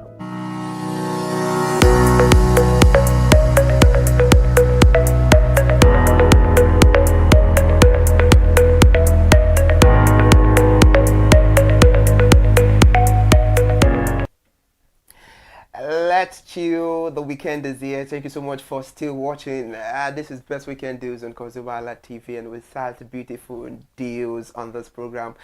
We started with shopping deals earlier on, and we went into dining deals. We also cited hotel deals. Now let's talk about entertainment. And we're starting from music, just like we all know that when it comes to entertainment, there are various ways to get entertained, and the music is part of heart, and heart is the way of life. So we're talking about the top 10 Nigerian songs this week, and number 1 on the list is Money Constant, by DJ Tunes, Wizkid, and Marvel. Then we have Body Dance by CK There. Then Shaka Bulizi remix by Marvel and Davido. And number 4 on the list, we have Radiant Dave featuring Thames. And number 5, we have Who Is That Girl by Irostar and Rema. And number 6 on the list is Big Time Odumodu Black versus Wizkid. Yeah, that's the update of the top 10 song this week. And we have Why Love by Ashake still on number 7. It was on the list last week, but I forgot the number. That's to tell you that the song, people are still jamming and vibing to the song. We have You, yes, You, Fola Radet, a very amazing song. And we have How Are You by Sheyi Vibes. It's a very, very beautiful song. And number 10 on the list, rather, this has been on the list for previous week, Fun by Rema. Interesting one there. And for movies, we have beautiful movies showing in the cinema. I think it's high time we start telling our, Nollywood people, it's just too much. It's choking from cinema to island to Mowe to it is just too much. Amazing. So if you want to go to the cinema, a lot of beautiful movies, The Earth, Ginger, Rishi movies in the cinema. Go check it out. Yes. I mean, you just pick your choice. Whatever one. Maybe you belong to the Ginger family or is The Earth. Anything, just. And not just cinemas, because there was a time we were talking about how saturated YouTube is. I mean, anything you just want, at the comfort of your home, you can get to watch anything. So also on YouTube, you can get to enjoy some movies like The Other Woman. The Other Woman you dated, right? Anyway, I mean, maybe The Other Woman I got married to. I don't know. We have Shafi Bello in this one. We have Williams Benson and Uche Montana herself, the ever gorgeous Uche Montana, and people have been clamoring, please give us part 2 of this movie and all that. It's a very interesting one. Then we have King Lutana. That's another movie you should check out this weekend, and just have premium fun enjoying King Lutana. Who knows, at the end you too might become a king. And that's a very beautiful one there. We have Iyena in this movie, and you will like it. Then please, if you want to enjoy yourself, life is beautiful. Life is beautiful. We jolly every day in Ayetoro town. If it's in Jaye, if it's in Gbebody. So Ayetoro town episode 12 is the latest that just got dropped on Fan TV. If you have not watched Ayetoro town, what are you with? You will laugh.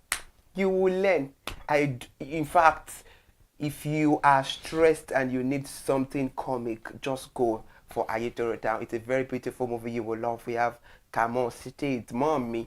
We have him in this movie. We have Funke Akindele. We have Deyemi Okolawon, Hafiz Oyetoro, Bibo Akinsanya, Antalanino, àti bẹ́ẹ̀ bẹ́ẹ̀ lọ. Go get your copy now on Fan TV. So please enjoy yourself with beautiful movies, just like Iribofes said. From the world of cinemas to YouTube, you get amazing movies that you'll be like, oh, you want to kill me.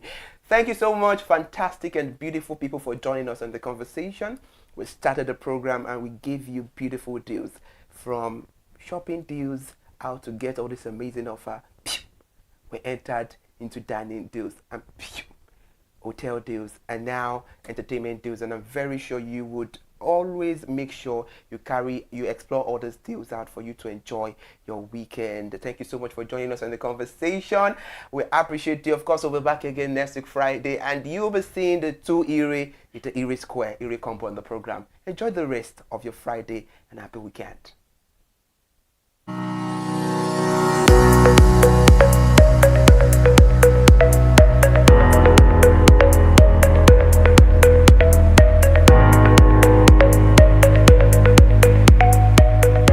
my name is Toyin Balogun. I'm here to give a shout out to ConsumerHalla TV, #1 platform helping you to shop smart, spend wisely, and live better. Anytime you have any kind of issues with your shopping, or you want to know a very honest review, please contact ConsumerHalla TV, here to help you. And please join the community where we can all make life easy and better for all of us. Hey there, do you know in the world today, everyone is a consumer, and as consumers, we all have the right to be heard. In Nigeria today, as a consumer, you have all right to product information, right to fair pricing, right to return goods, right to product labeling, right to fair dealings, and a lot more. Well then, have you heard about the new media channel? ConsumerHalla TV. ConsumerHalla TV. ConsumerHalla TV. At ConsumerHalla TV, our goal is to inform and educate consumers in Nigeria with insightful news alongside development within the fast-paced world of consumers through well-researched, specialized, and analytical content. Our vision at ConsumerHalla TV is to create an engaging platform that provides right connections for meaningful brands in Nigeria, thus creating a more caring world for consumers where business thrive. And guess what? Our ConsumerHalla brand is the first consumer complaint resolution portal in Nigeria, powered by a 72-hour feedback mechanism. We offer consumer advocacy, informative talk shows, branding promotions, advertising, and lots more. Connect with us via our YouTube channel at ConsumerHalla TV. Follow us on our Facebook page, ConsumerHalla TV, our Instagram page, ConsumerHalla TV, and do well to subscribe to our YouTube channel. Subscription is free. ConsumerHalla TV. At ConsumerHalla TV, you deserve to be heard. At ConsumerHalla TV, you deserve to be heard. Hi people, my name is Mo Fakorede and I am a filmmaker and a film director, and you're watching ConsumerHalla TV. ConsumerHalla TV is everything consumer advocacy, consumer rights, everything that has to do with consumers. On this TV, you'll watch, you'll learn, you'll be educated, you'll be entertained. Keep watching ConsumerHalla TV. My name is Olubukola Ozone, a photographer and a social media enthusiast. You're watching ConsumerHalla TV. It's a consumer advocacy TV. If you have a problem, anything, any consumer related problem, just holla at them, just like their name implies, and they're going to get it sorted for you. Keep watching, stay tuned. Thank you very much. Hi guys, my name is Joba Jalabi. I'm a marketing communications professional. I currently lead marketing at Flash Change, a fintech startup.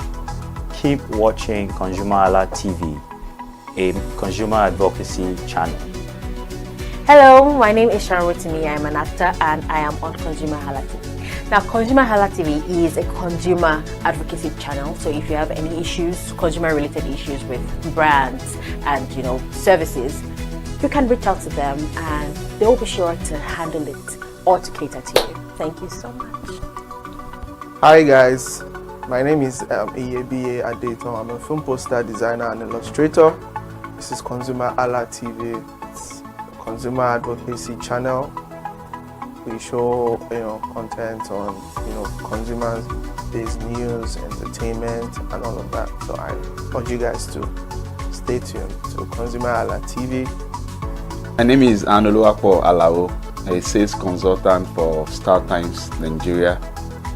This is a ConsumerHalla TV, where they discuss anything consumer needs, and you get knowledge about anything about consumer.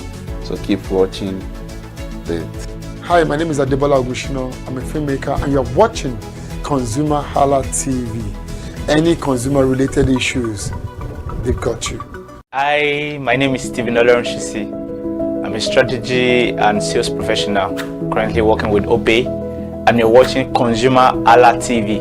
I mean, this is one of the channels that you don't want to but stay on. Consumer advocacy, brand promotion, everything consumer, what you need to learn for your business to grow. This is a channel where you learn, where you experience entertainment to but it's good for businesses, for brands, and for an entrepreneur. If you want to know more about businesses, want to know more about brands, please stay watching. All right, thank you so much, ConsumerHalla TV. Keep watching. Hello, good day. My name is Tunde Balogun. I'm the lead pastor at the Kingsborough Church in London. And you're watching ConsumerHalla TV, which is a new initiation into the TV industry in Nigeria, the first of its kind in Nigeria. And I know that it's going to bring value and quality into the service industry. ConsumerHalla TV is here to offer value to service industry and to give a voice to consumers, bring awareness to the brand industry, and also bring education to what it is to have quality for what you paid for. I know that through ConsumerHalla TV, you are going to be able to get what you have paid for quality-wise and also give a voice to you in wherever it is that you do. I am here to support and give a shout out to say that keep watching ConsumerHalla TV and we'll have a better quality for value in Nigeria and in the global space. Please continue to watch ConsumerHalla TV because it is here to make things work better for you. It is on this note that I would like to say a big congratulations to the chairman and CEO of ConsumerHalla TV, Pastor Tunde Olufowora, and all the staffs of this great organization. Thank you for what you do. You are making things happen for us, and I pray that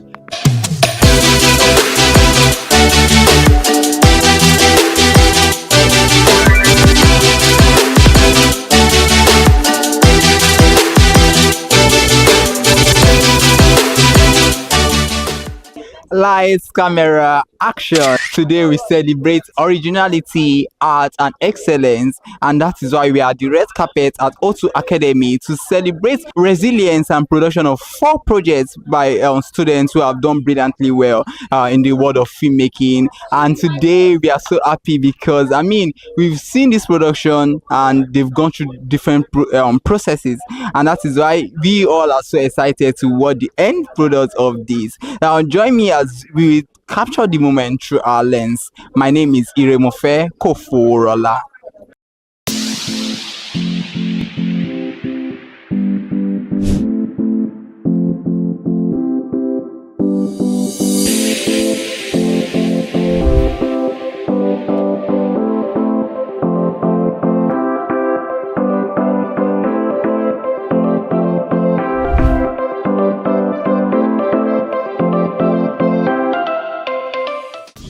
Hello, can we meet you? My name is Wabu Samuel Peace. I'm a director, video editor, and what else do I do? So I also do a bit of tech too. Yeah, I would say congratulations on your story. And you wrote the Progiga, right? So can you tell us more about that story? What really inspired that story? What inspired that story is I know we all have this one person in our family that is always giving the family headache, that's one black sheep in the family, and because I live in an environment where I've seen all of these things. I have friends who are very wayward, who do not listen to their parents, and I've seen their parents easily give up on such children. So I in my movie I try to inform the public that okay, I know sometimes you might be fed up, sometimes you're tired of seeing these things. Sometimes at times you pray and nothing is happening. It's just for you to not give up, to keep pushing, and that's it. Interesting one out there. So what would you say to parents now that I know you mentioned in the story, because sometimes some were asking questions that should we just leave it to the spiritual aspects whereby you just pray for them? What about you talking to the child also, trying to scold them? So what would you say to parents who have been trying to correct their children and it seems like nothing's working out? Okay, I think in scolding your children, because you rebuke them in love. Now, when you rebuke a child and you don't tell what he or she does, they will start wondering, why did they rebuke me? What have I done? Is it every time? You understand? So as a parent, as a parent, and in this generation we have a lot of sports children. We have a lot of children who are not, who are not well brought up. Now, prayer works. I believe in prayer a lot. Prayer works. So, and I also believe that talking to your children in a way that will sit well with them, not shouting. Shouting can't do it. I mean, when I was growing up, our parents shout. If shouting and flogging would change a child, at least we have a lot of better children. We have a lot of good children. Okay, for example, check the touts, check the agbero. Would you want to say they were not raised well? Would you want to say their parents didn't flog them enough? Would you want to say they didn't go through discipline? They were disciplined. They went through discipline, but at the end, they turned out to be something else. So I think talking to your children, giving them in love, and praying for them. You understand? Pray. We've seen pastor child who turns out to be cultist in school. We've seen pastor children who turns out to be prostitutes in school. Would you want to tell me that their parents didn't try, or they were not disciplined? No, they were disciplined.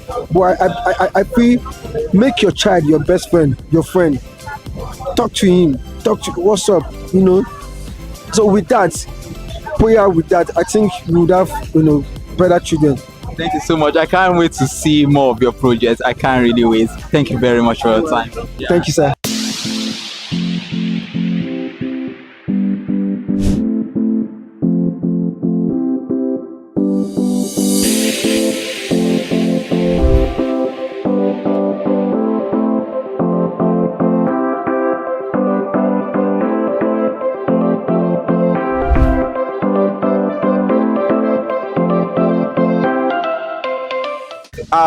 Hello, can I meet you? All right, so I'm Ifeke Francis. I'm a filmmaker, I'm a director, I'm a cinematographer, and I'm a video editor as well. Wow, many parts embodied in one. Your film, My Country Happened, right? What really inspired that story? Because I know, no doubt, October 2020, there were Nigerians, most especially the youth, protested against police brutality, and there were a lot of killings and all that. So, what really inspired? Because that story was very relatable. I could see so many young Nigerians in that story. So, what really inspired that story for you? All right, so twice I've encountered police where we had to exchange words. Things escalated. So I think I drew my story from that angle. So the first one was just normal routine check. Before you know, someone lifted up my shirt. I was like, why are you harassing me? And it turned into something else. So, and when NSAS now came in, I was like, this is me as well. It wasn't about the phone or bands. This was something that was happening on a daily basis. So you hear a police officer telling you, I will shoot you and nothing will happen. So I also didn't write this film just to demean the Nigerian police. They are doing a great job, but this was written out of a social how will I put it? A social commentary. So this is it. This is what you guys, what was happening. We can do better. You get, so it wasn't a way of demeaning the Nigerian police, but because I've also had a first-hand treatment from them several times. So that brought it. And I think something happened in Lagos State before I came into Lagos. So I heard the story while I was in Lagos then, where I think 25th of December, a lady was shot dead because of money. You didn't give me money. So I think when the idea to write the film came up, and I just figured out, okay, you know what, this story I heard here, let me do something about it, and I have a tweak in here and there to make something come up. That was a very nice one. So, what greatest inspiration do you have for storytelling generally? All right, for me, I think writing stories is good, but giving us a real first-hand story about what has happened is always better. So you see where you say inspired by, based on true life stories, those movies are more relatable than just fictional movies. You just came up to now say this is or that. So when you write stories out of a context of stuff that people have experienced, true life experiences, biography about people, that story is more likely to reach the soul of persons, because people watching you are also, they're not watching you just for, I want to spend time on Netflix. They want to be deep, they want to be sink into your movie. So when you are able to capture your audience attention, so you end up watching a movie for 3 hours. Have you asked yourself why? It's because it's relatable. But movies are not relatable. In 1 hour 30 minutes, you feel like jumping to something else. So it's writing something relatable, something that people have experienced, things people are talking about, talked about, discussions. Those are movies that drives and keep audience attentions. Beautiful. So where do you see yourself in the next few years? All right. So few years. Being one of the first and foremost, and the fan filmmaking, I am seeing myself as a not just a brand, but a household name.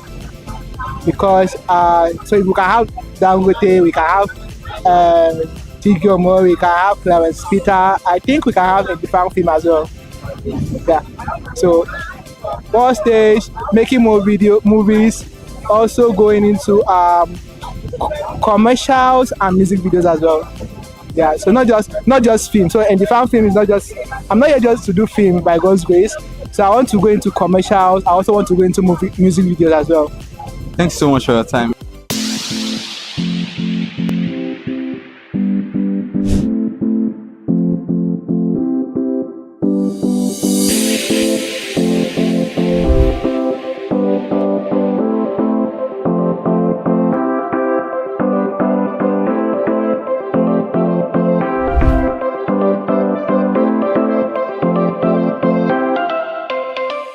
Hello and congratulations on your film, The Nail Polish. So how do you feel today, people watching your work? It's just like somebody has betted a baby and everybody has gathered to name that baby. Yes. But we are not just naming the baby has been named already. So how do you feel people watching The Nail Polish?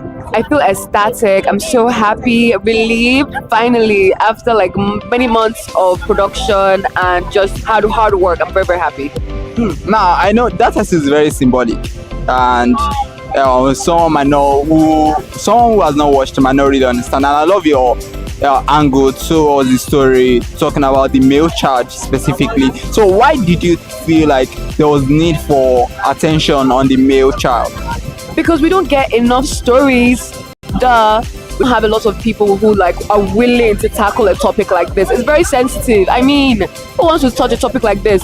Most of the time we hear of women being abused, which I love the conversation, but when can we hear about conversation about men who have also experienced this abuse as well? We have brothers, we have uncles, we have fathers who have experienced this, and yet we have not created a space, a safe space where we can have a conversation, a genuine, honest and human conversation about this. So I just felt like I needed to tell the story. Interesting one. I love your boldness and I love the fact that you could tell this kind of story. So for someone who has experienced this kind of abuse, what advice would you give them to like make them heal? Because it's not easy to heal. No, it's not. I would encourage them to speak up. It's very hard. You're going to feel a lot of emotions. Like Donso in the movie, he experienced a lot of confusion and anger. And like I mentioned before starting this movie, I did a survey and most of the responses really shocked, like really scared me almost. The aggression that these men felt because of what they experienced was something that needed an outlet, and I feel like they need to speak up. They need to seek out for help because help is there waiting for them. Yeah. I love that help is there and waiting for them. Finally, before I let you go, and if your life were to be a movie right now, what would it be? Let's say To Kill a Monkey. Oh, seriously? Wow, that really got me laughing, right? Interesting. Thank you so much for your time. Thank you. Hi guys, my name is Ebenoluwa Afode and I am the director of Red Nail Polish. Keep watching ConsumerHalla TV.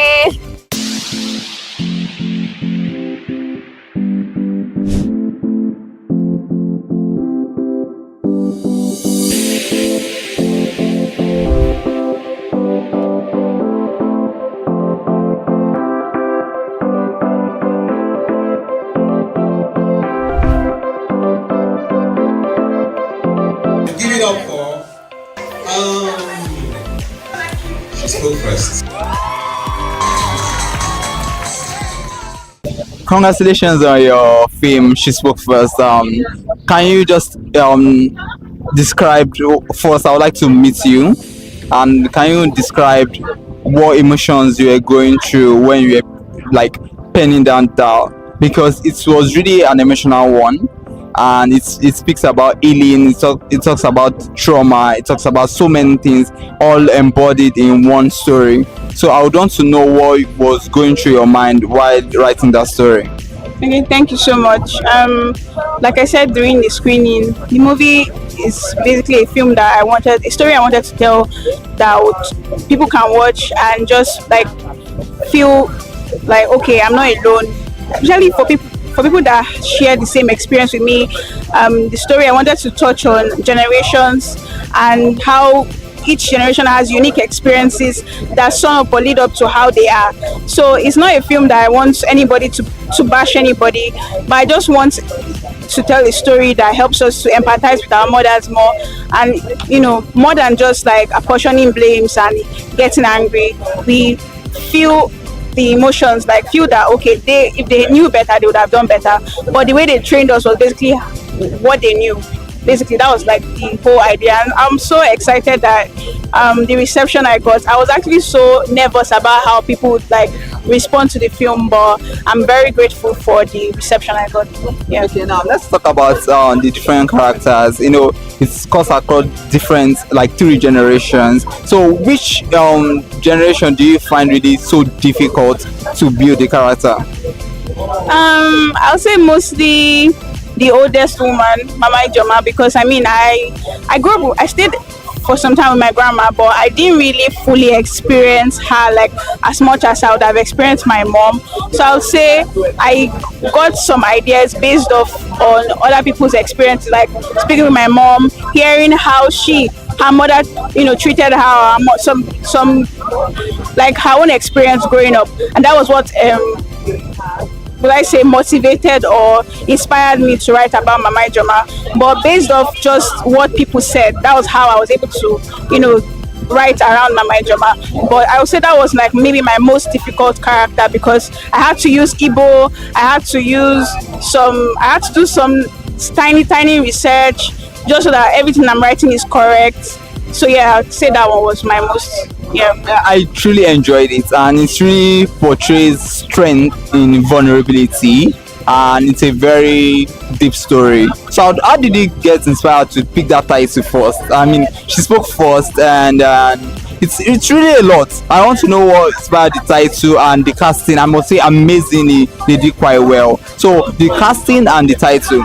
Yeah, so for the title, like the whole idea is that my generation, this new generation, is a generation that is able to speak out and not suppress emotions. So that she spoke first is just symbolic to Ada speaking up. And she's the first person in her generation to actually have that kind of conversations, to realize that, oh, this thing that has been passed down is wrong. I don't want it to continue. So that's basically the whole concept or the whole inspiration behind the title, She Spoke First. And the casting, well, I needed to bring people that actually like bodied the character. So Mama Ijoma, I brought a woman in her early 60s that just owned the character. Imagine I brought a younger person who wouldn't have been able to convey the emotion. So the castings were very intentional. Yeah.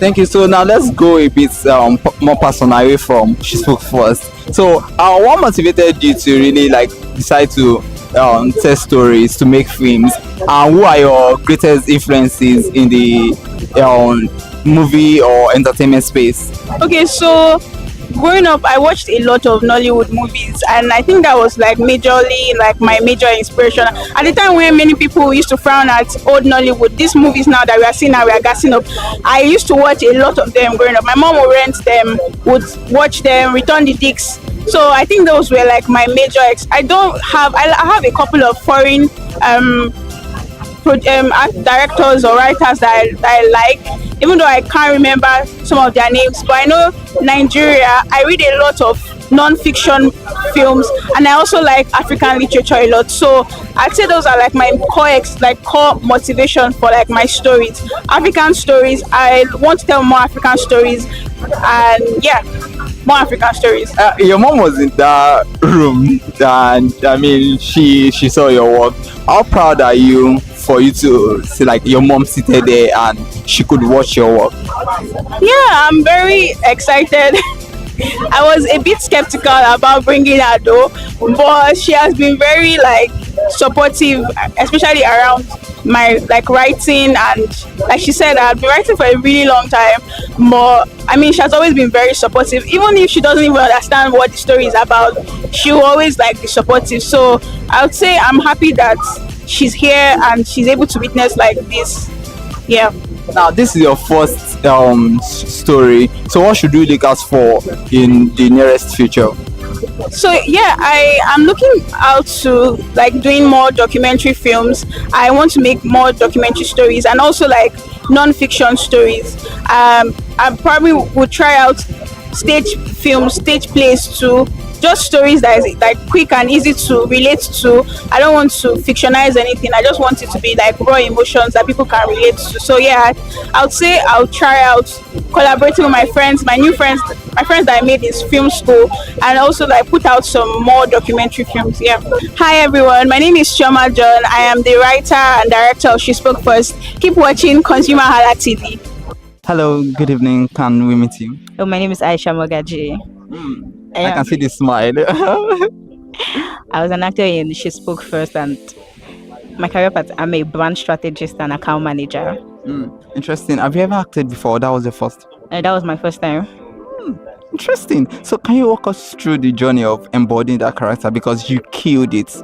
Okay, I would say She Spoke First is actually very personal to me, because this is something I think everybody has faced, everybody can relate to. The story was very beautiful. When I read it, I'm like, wow, how was she so... I don't know how to put the words. It was just a very beautiful thing, and it was something that I've gone through. So I think because I have faced it, it made it easier for me to understand Ada. And you look like Ada. All right, so looking at that kind of story and you embodying that character, what advice would you give to parents or people who are still struggling with trauma or abuse faced from our childhood? Okay, I would say we should always give our parents grace. This is their first time living, but at the same time, in as much as we're giving them grace, we should not continue the cycle, because most of the emotions our parents are going through or they are passing down to us are something that their parent also did to them. So let's try as much as possible not to continue it. You don't like the way your parent makes you feel, make sure that when you give birth, you don't also carry on. Be the change you want to see. So that's what I would tell everybody. All right, interesting. Also, if your life were to be a movie right now, what would that be? Right now, life is shame girl, but I would say brighter future. All right, I believe that would definitely come. So that means you should be expecting to grace more of our screens, right? Yeah, I think so. I enjoyed it, even though I had a lot of takes though, because that was my first time. But like, I would say I enjoyed watching myself, and it's actually a very different thing, acting and seeing everything come together. It was so beautiful. So yes, hopefully, my directors, please cast me. Interestingly, high five. I'm rooting for you.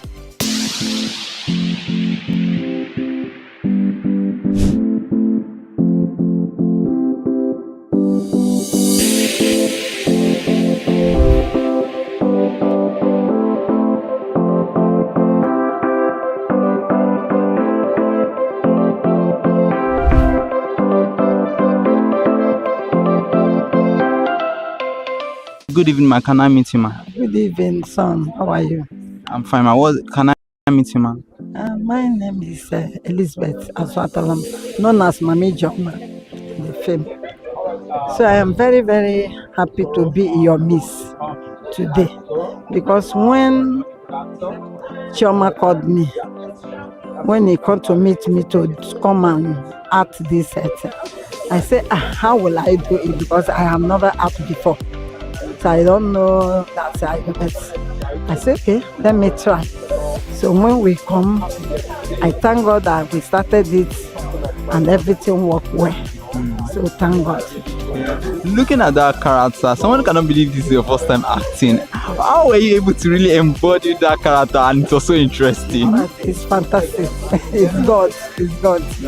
You know, when I have grandchildren, so when I'm with them, we do they say, even in my area, when I talk, people look at me, they were laughing, they say you're acting, so I don't know that I will make it real like that. So may the name alone, may God's name alone be glorified. The next time we will do more better than this. So that means we are open for more opportunities. Yes. Anytime you call me, anytime you people call me, I'm available. Okay. Thank you so much for your time.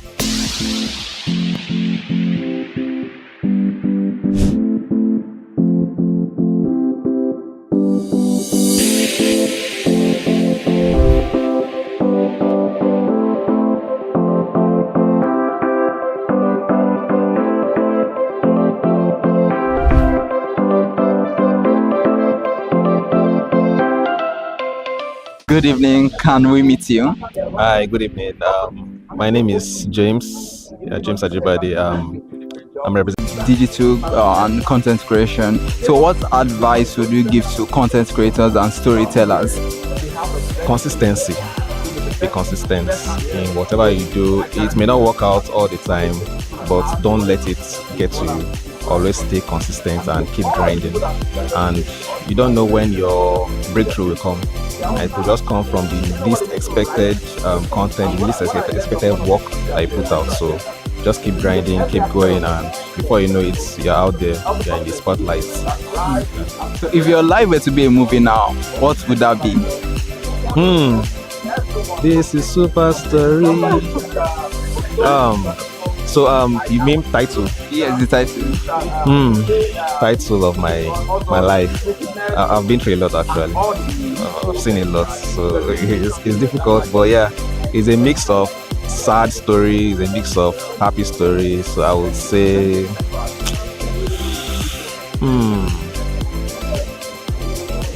I don't know. It's hard to think of his title right now, but it's a lot. It's a lot. I can't really think of any title right now. But, yeah. Thank you so much for your time. Thank you very much.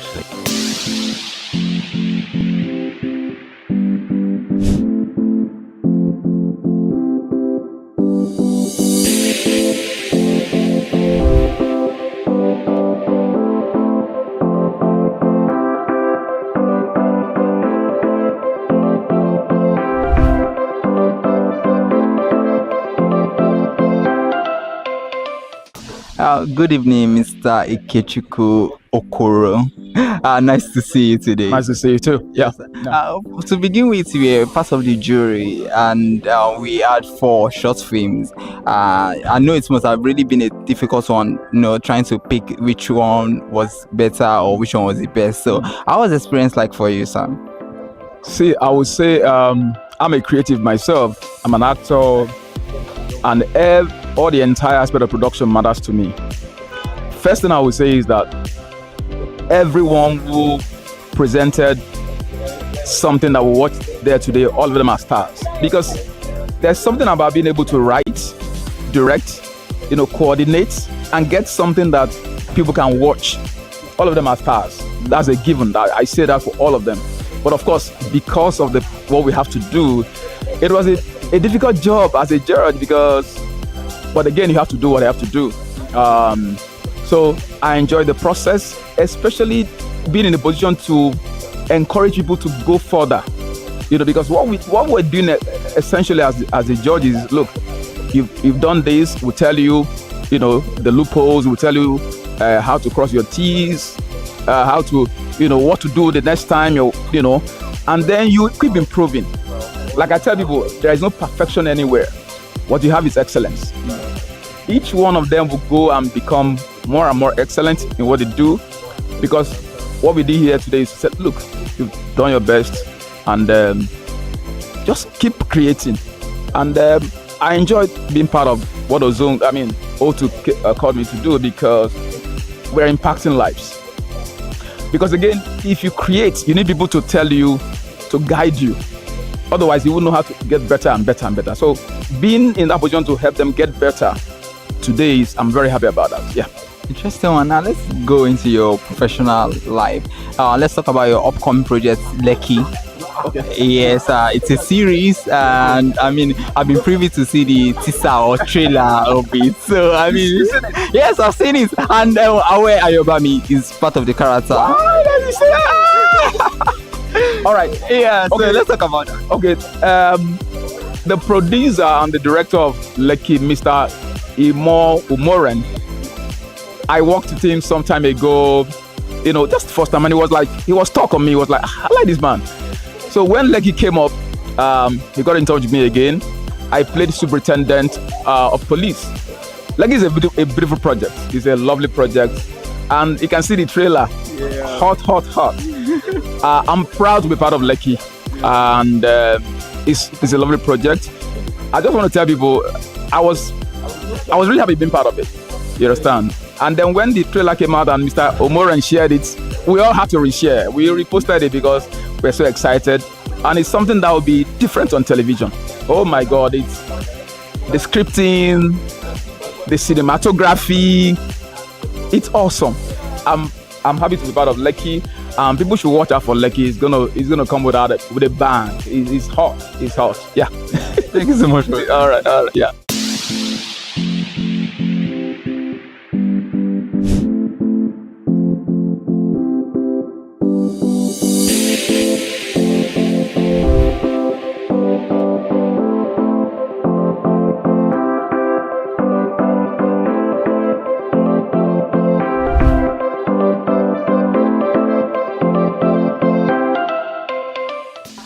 Good evening, sir. Can we meet you? My name is Adekunle Nodashadijigbe. I'm a producer, filmmaker, storyteller.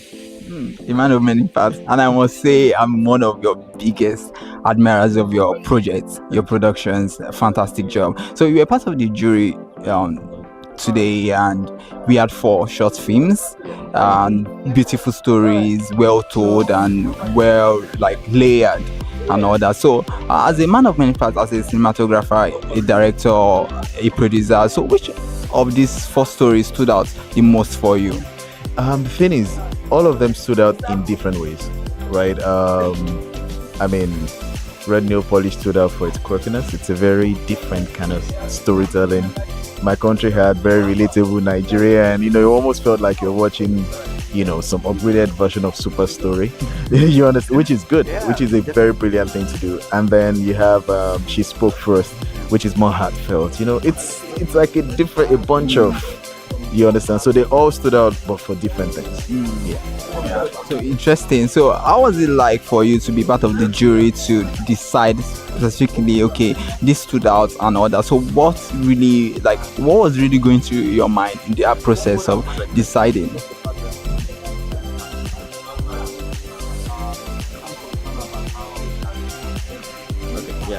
So yeah, when you were deciding which one was better than the other, because I know it takes a whole lot to really decide. I mean, whenever you're part of a jury, there are certain things you have to consider, and I've done this a few times internationally, so I'm kind of used to the process. The idea is, I think the first thing is we've got to separate sentiment from the film. You understand what I'm saying? There are some films that feel relatable, but they have bad cinematography. That doesn't make them. So you understand what I'm saying? So it was very academic, and the also academic made it easier. They gave us certain criteria, that we had to check for. So it was pretty straightforward, really. So it was easy to just say, "Oh, script, this was good," and then yeah. Interesting. So let's talk about your projects. One of your projects that I love so much, and I think anyone who has not watched The Delivery Boy is actually, joking. Let me put it that way. So that is a very powerful story that talk about terrorism, that talk about a lot of things. And I remember, when that talk about young boys, when they have to face a lot of things such as that. So what really inspired that story for you? Life, actually. One of the things I always do with film is, like you said it's about terrorism, but I just see terrorism as the canvas upon which I painted the human story that I was telling. You understand? So it's just A lot of times I make stories that come from questions I am trying to answer, because I feel if I'm trying to answer the question, there must be 50 million people or 200 million people having the same questions, and then I try to find my own unique answers to them. Then I share the answers with the rest of you, and then let's see how it goes. So what should your fans be expecting from you? I mean, what projects should they be looking forward to seeing, for the rest of the year or coming 2026? Oh yeah, I mean, I'm looking for a very simple way to say this, but you should expect a lot of madness. Because over the years, one of the things that I have tried to experiment with is the Nigerian film industry has grown. We can't deny it, but we also can't deny the places where we're lacking. And one of the things that I'm particular about is story. Do you understand? Production value, yeah, we got production value, but how do we tell the story and the storytelling? And we've spent the last few years just digging deep into that art form. And you know that I don't just make films, I make TV commercials, I make documentaries. So we're bringing all of that experience into narrative storytelling. So yeah, expect stories that will make you worry. So yeah. Yes. I'm looking forward to that. And thank you so much for your time, sir. Thanks a lot. Nice to meet you, man.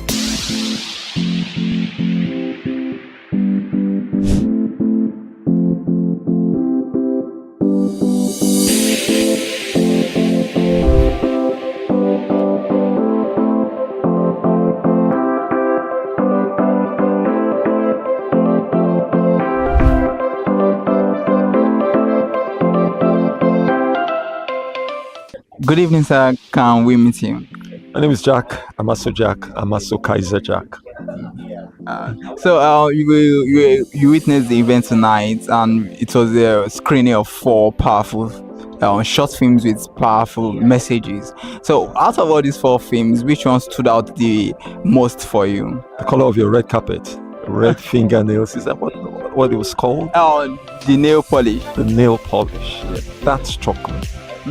Why was that striking for you? I think I wasn't expecting it. The other lines are fairly relatable lines, but I didn't expect that. It took me by surprise, and I think it was a good idea, especially from a young lady. So if you would give anyone an advice now, somebody who is interested in storytelling, probably in any aspect, in any angle, in any format, what advice would you give such a person? Depth of thought. Your thinking has to be deep. You have to do things that will make your thinking deep. You just have to keep going lower and low. Take the elevator of creativity, bore through the ground, drill down. You just have to get a deeper version of your story. You can always go deeper. I'll vote for depth any day. You have 2 weeks to create a movie. Use 12 days thinking, and then come out with magic. Thank you so much for your time, sir. Pleasure is mine. Good evening, Mr. Uchi. But let me say, how do you feel tonight seeing all your students coming out with amazing projects? I mean, each one were well layered, beautiful stories, well told, the cinematography and all that. How do you feel seeing their created works?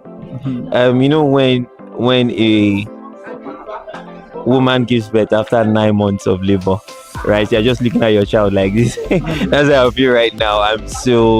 I'm excited. I am excited for the Nigerian industry. I'm excited for my students. I mean, it's gone beyond teacher-student thing into a mentorship thing. So I've been able to help them birth their very first film, and as an academy, we are very excited about what it is to come. Interesting one out there, and I would want to know the rigorous processes that went into. I mean, each of these films has its different processes, I know, because they tell different stories. Yeah. But would you just want to share with us a few of the rigorous processes that went into production of these films? It's that every film you make, right, is a challenge, right?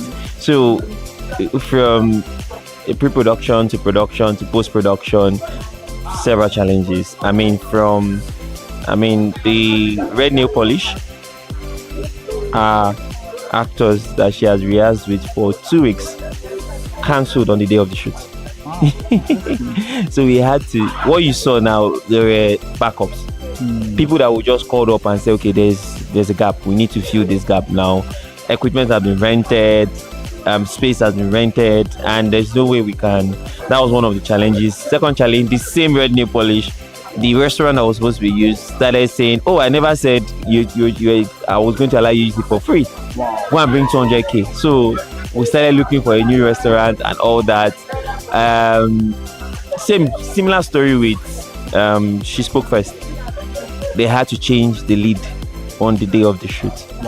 So the person that worked 2 weeks, 3 weeks for the entire thing, that literally knows the story. I'm sure when she sees this movie out there, she'll be saying, "No, this should have been me," right? So on the day of the shoot, she had to call to cancel because of family engagement or one of those other things. Similar story with the others. Card runs full, battery dies, camera is not coming on. I mean, all those small challenges come true. Well, I mean, that's what makes you a filmmaker.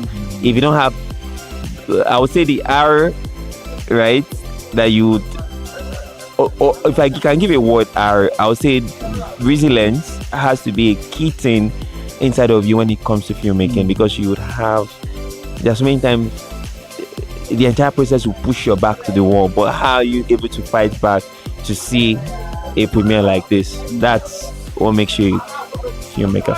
Interesting. So before I let you go now, if your life were to be a song right now, what would it be?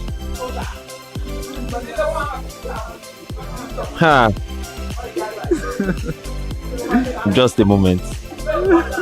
Just a moment. Would that be the title? No. You know, when they ask you these kind of questions, you just forget. I know songs. I can't find any song. Alright, so I'm excited. I am joyous. Joy. Is there any joy song? Joy is coming. Joy is coming. Yeah, I'm filled with joy. Thank you so much for your time. Really appreciate this moment. Thanks. I'm looking forward to seeing more projects that will change the narratives in audio. Awesome. I'm looking forward as well. Bye.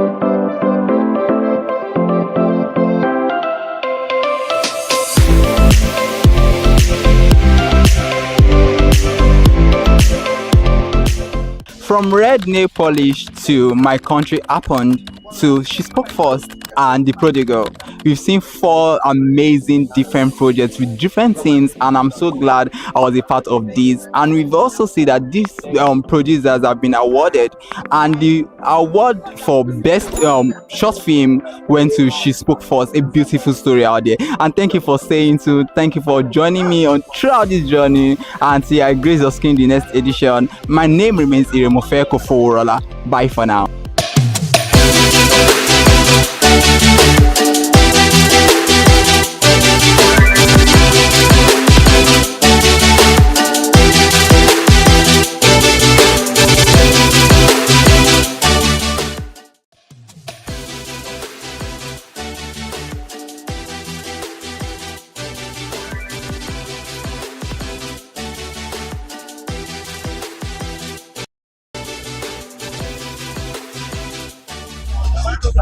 Hi, good evening. I'm Kikelamo Ajibola, and we are live at Lekki, Lagos, Nigeria, at the Film House IMAX Cinema for the movie premiere of The Earth.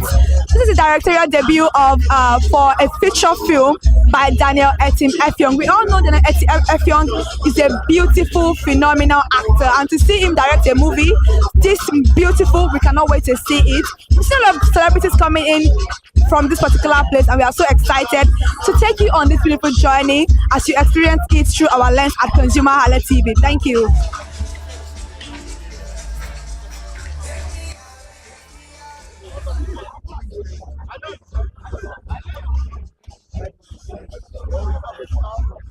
That's Good evening, Mr. Daniel. Good evening. You're the man of the hour today, and this is your first directorial debut.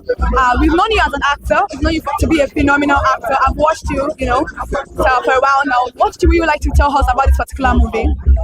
It's an important story that has been told, and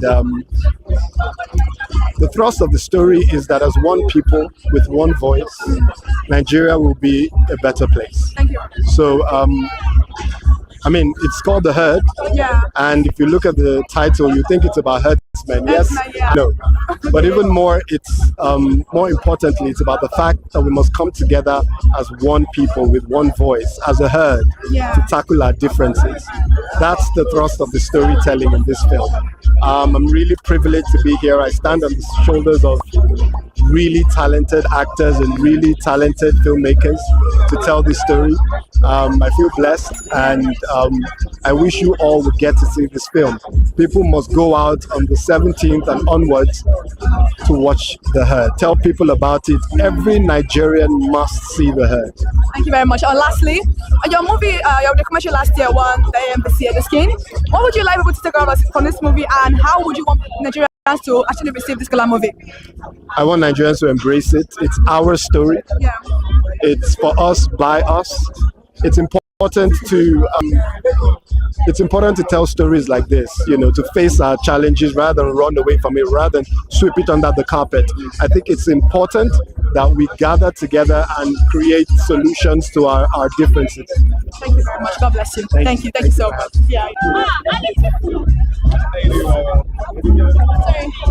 Hi, good evening, Mr. Kaleremi. How are you doing this evening? Fine, thank you. You look nice. Oh, thank you. Thank you so much. What would you like to say? Thank you so much. What would you like to say about this particular movie, The Earth? I've said it so many times tonight.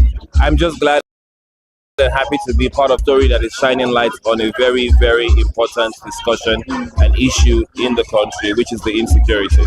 Thank you very much. What was your role in this movie? Oh, I'm the groom.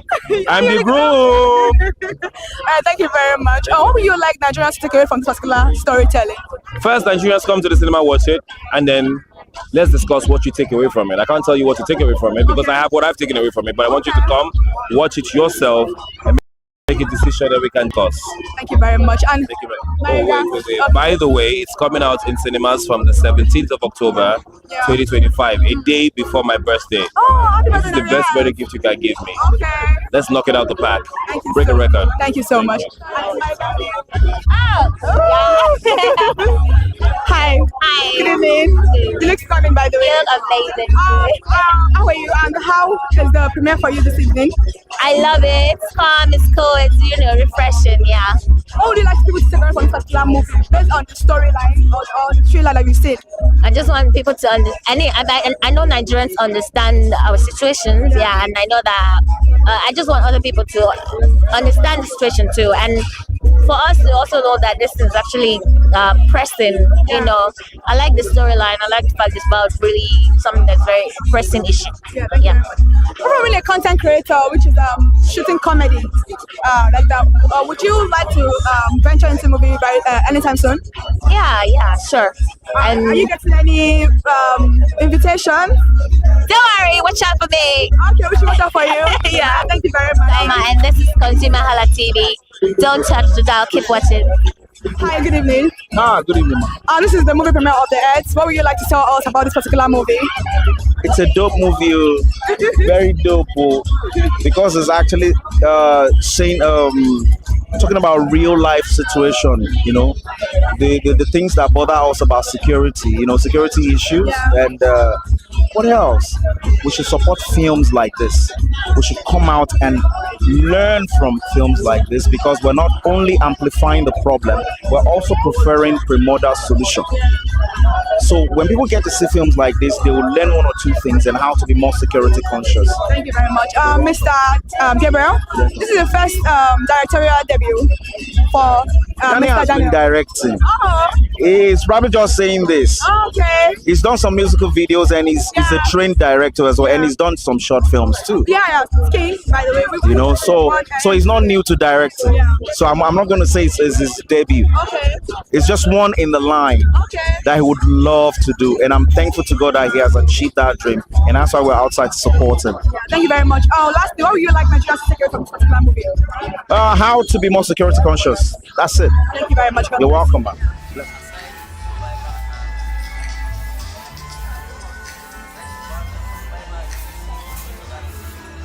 Hi guys, we're live at the movie premiere of The Heads. We are live at Film House IMAX Cinema right now, and I'm live with the movie executive producer of The Heads. Good evening. Hi, how are you? I'm fine. How are you? Good. You said you are the executive producer of the movie, right? So how many executive producers do we have on the movie? We have 3 partners that are producing, executive producers for the movie. We have Escape, which is my company, and we have Serendipity, HHC, and we have Film One as executive producers of the movie. And we know that this is the first directorial debut of Daniel Etim Effium as a film director. And we're so excited to know more about the movie. What would you say a little bit about the movie without giving it away? The ads. I would say it's a packed movie. A lot of your stars, a lot of your faves, a lot of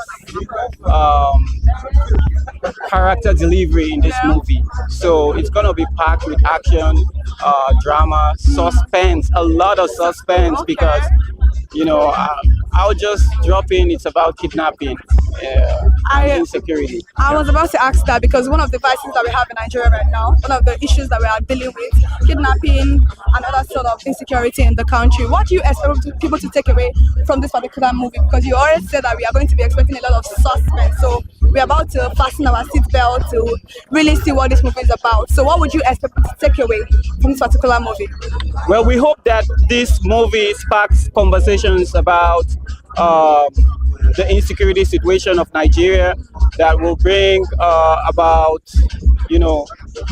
conversations around nation building and how to rebuild Nigeria, how to rebuild the image of the country, how to encourage ourselves to be secured in our economy, how to encourage everyone in diaspora, Nigerians in diaspora, to come back home and put their money here, how to encourage foreign investors to put their money back in Nigeria, because I feel like this is a major deterrent to foreign investment or even local investments, because it cripples parts of businesses, right? So, and not even businesses, our livelihood. So basically that's it. Thank you very much. How was the set life of The Earth? How emotional was it? How interesting, exciting was it for you? I would say very emotional, right? Because you have someone that's just coming from an event that should be the best day in your life to being faced with a traumatic situation like that, and being faced with having to overcome something you didn't plan, right? So yeah, it is emotional, and it is something that should bring us to think about where we go from here. Thank you very much for that. Thank you so much. Hi, my name is Efe Ejukolem, founder Escape. Thanks for coming to the premiere of The Herd, and tell your friend to tell your friend to watch this movie. Go to the cinemas near you, October 17th, and from there, watch this movie, have fun, enjoy it. Thank you very much. God bless you. Thank you. Hi, good evening, Mr. Lani. Are you the writer of the movie The Heads? Yes, I am. What was the experience? What inspired you to write the movie? I was in church, crossover service.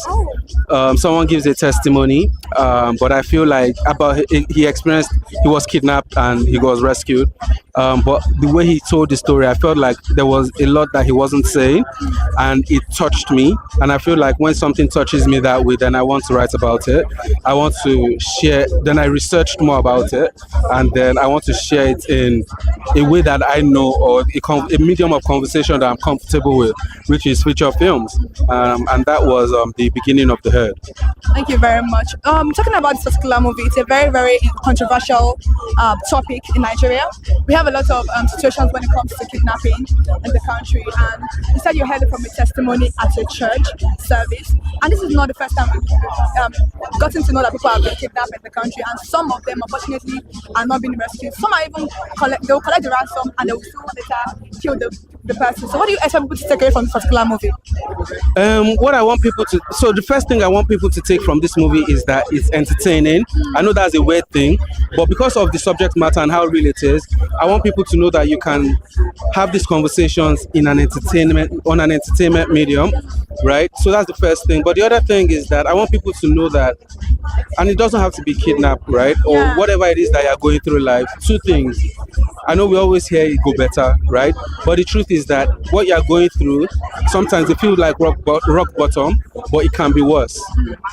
So where you are, find strength and move on. Sometimes it feels like, sometimes people find strength when it gets worse, right? Before it gets worse, dig deep and find strength.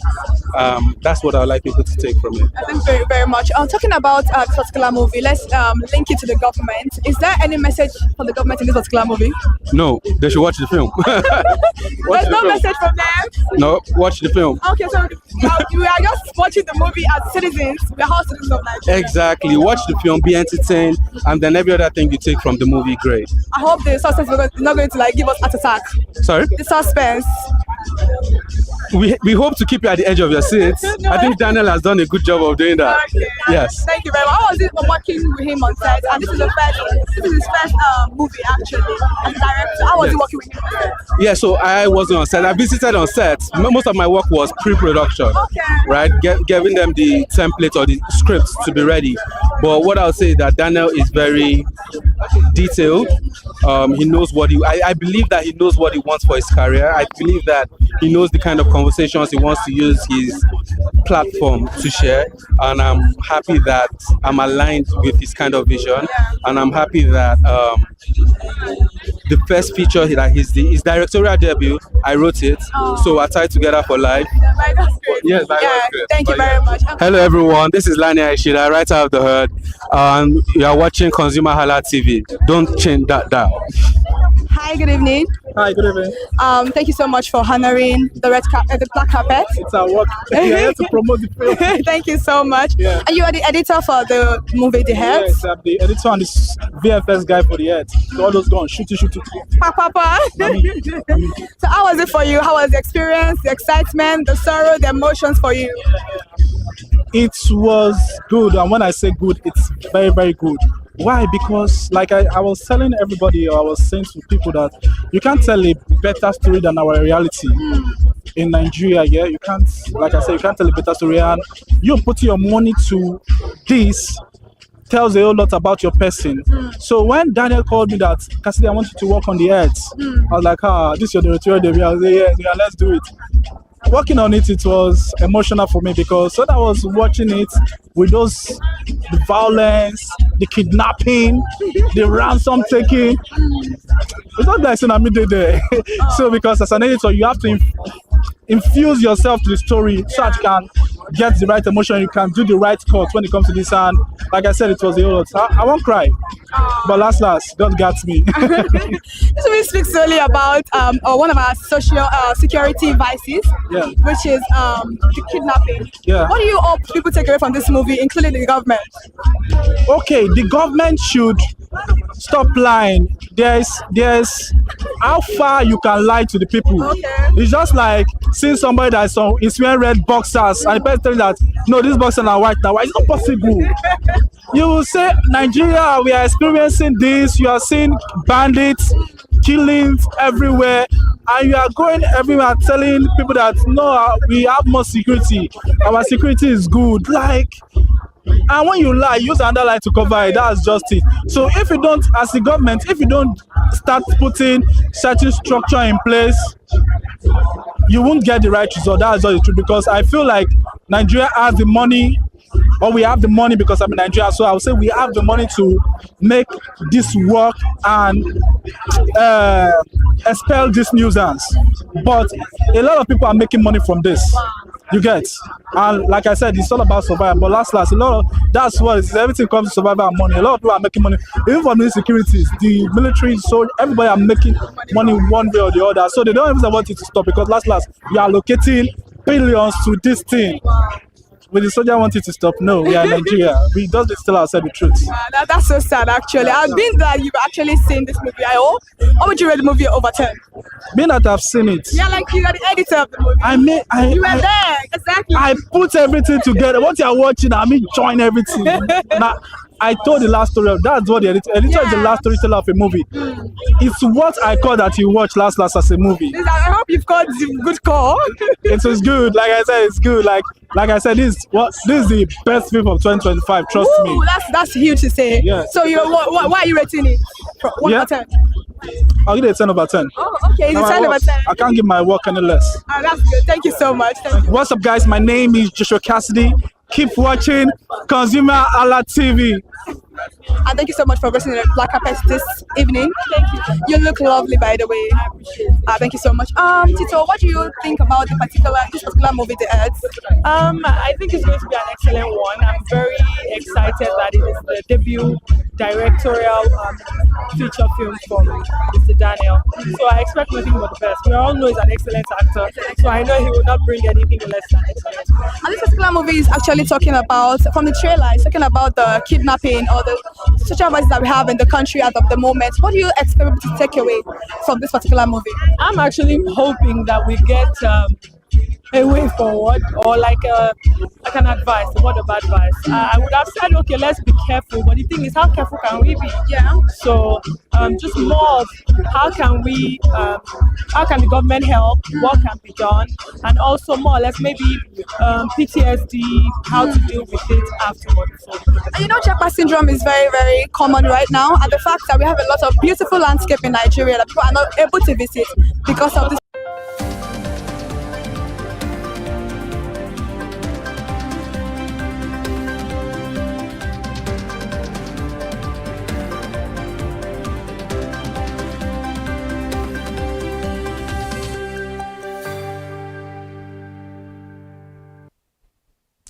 Good evening, the time is 6 o'clock. This is the new news highlights on ConsumerHallaTV. I beg your pardon.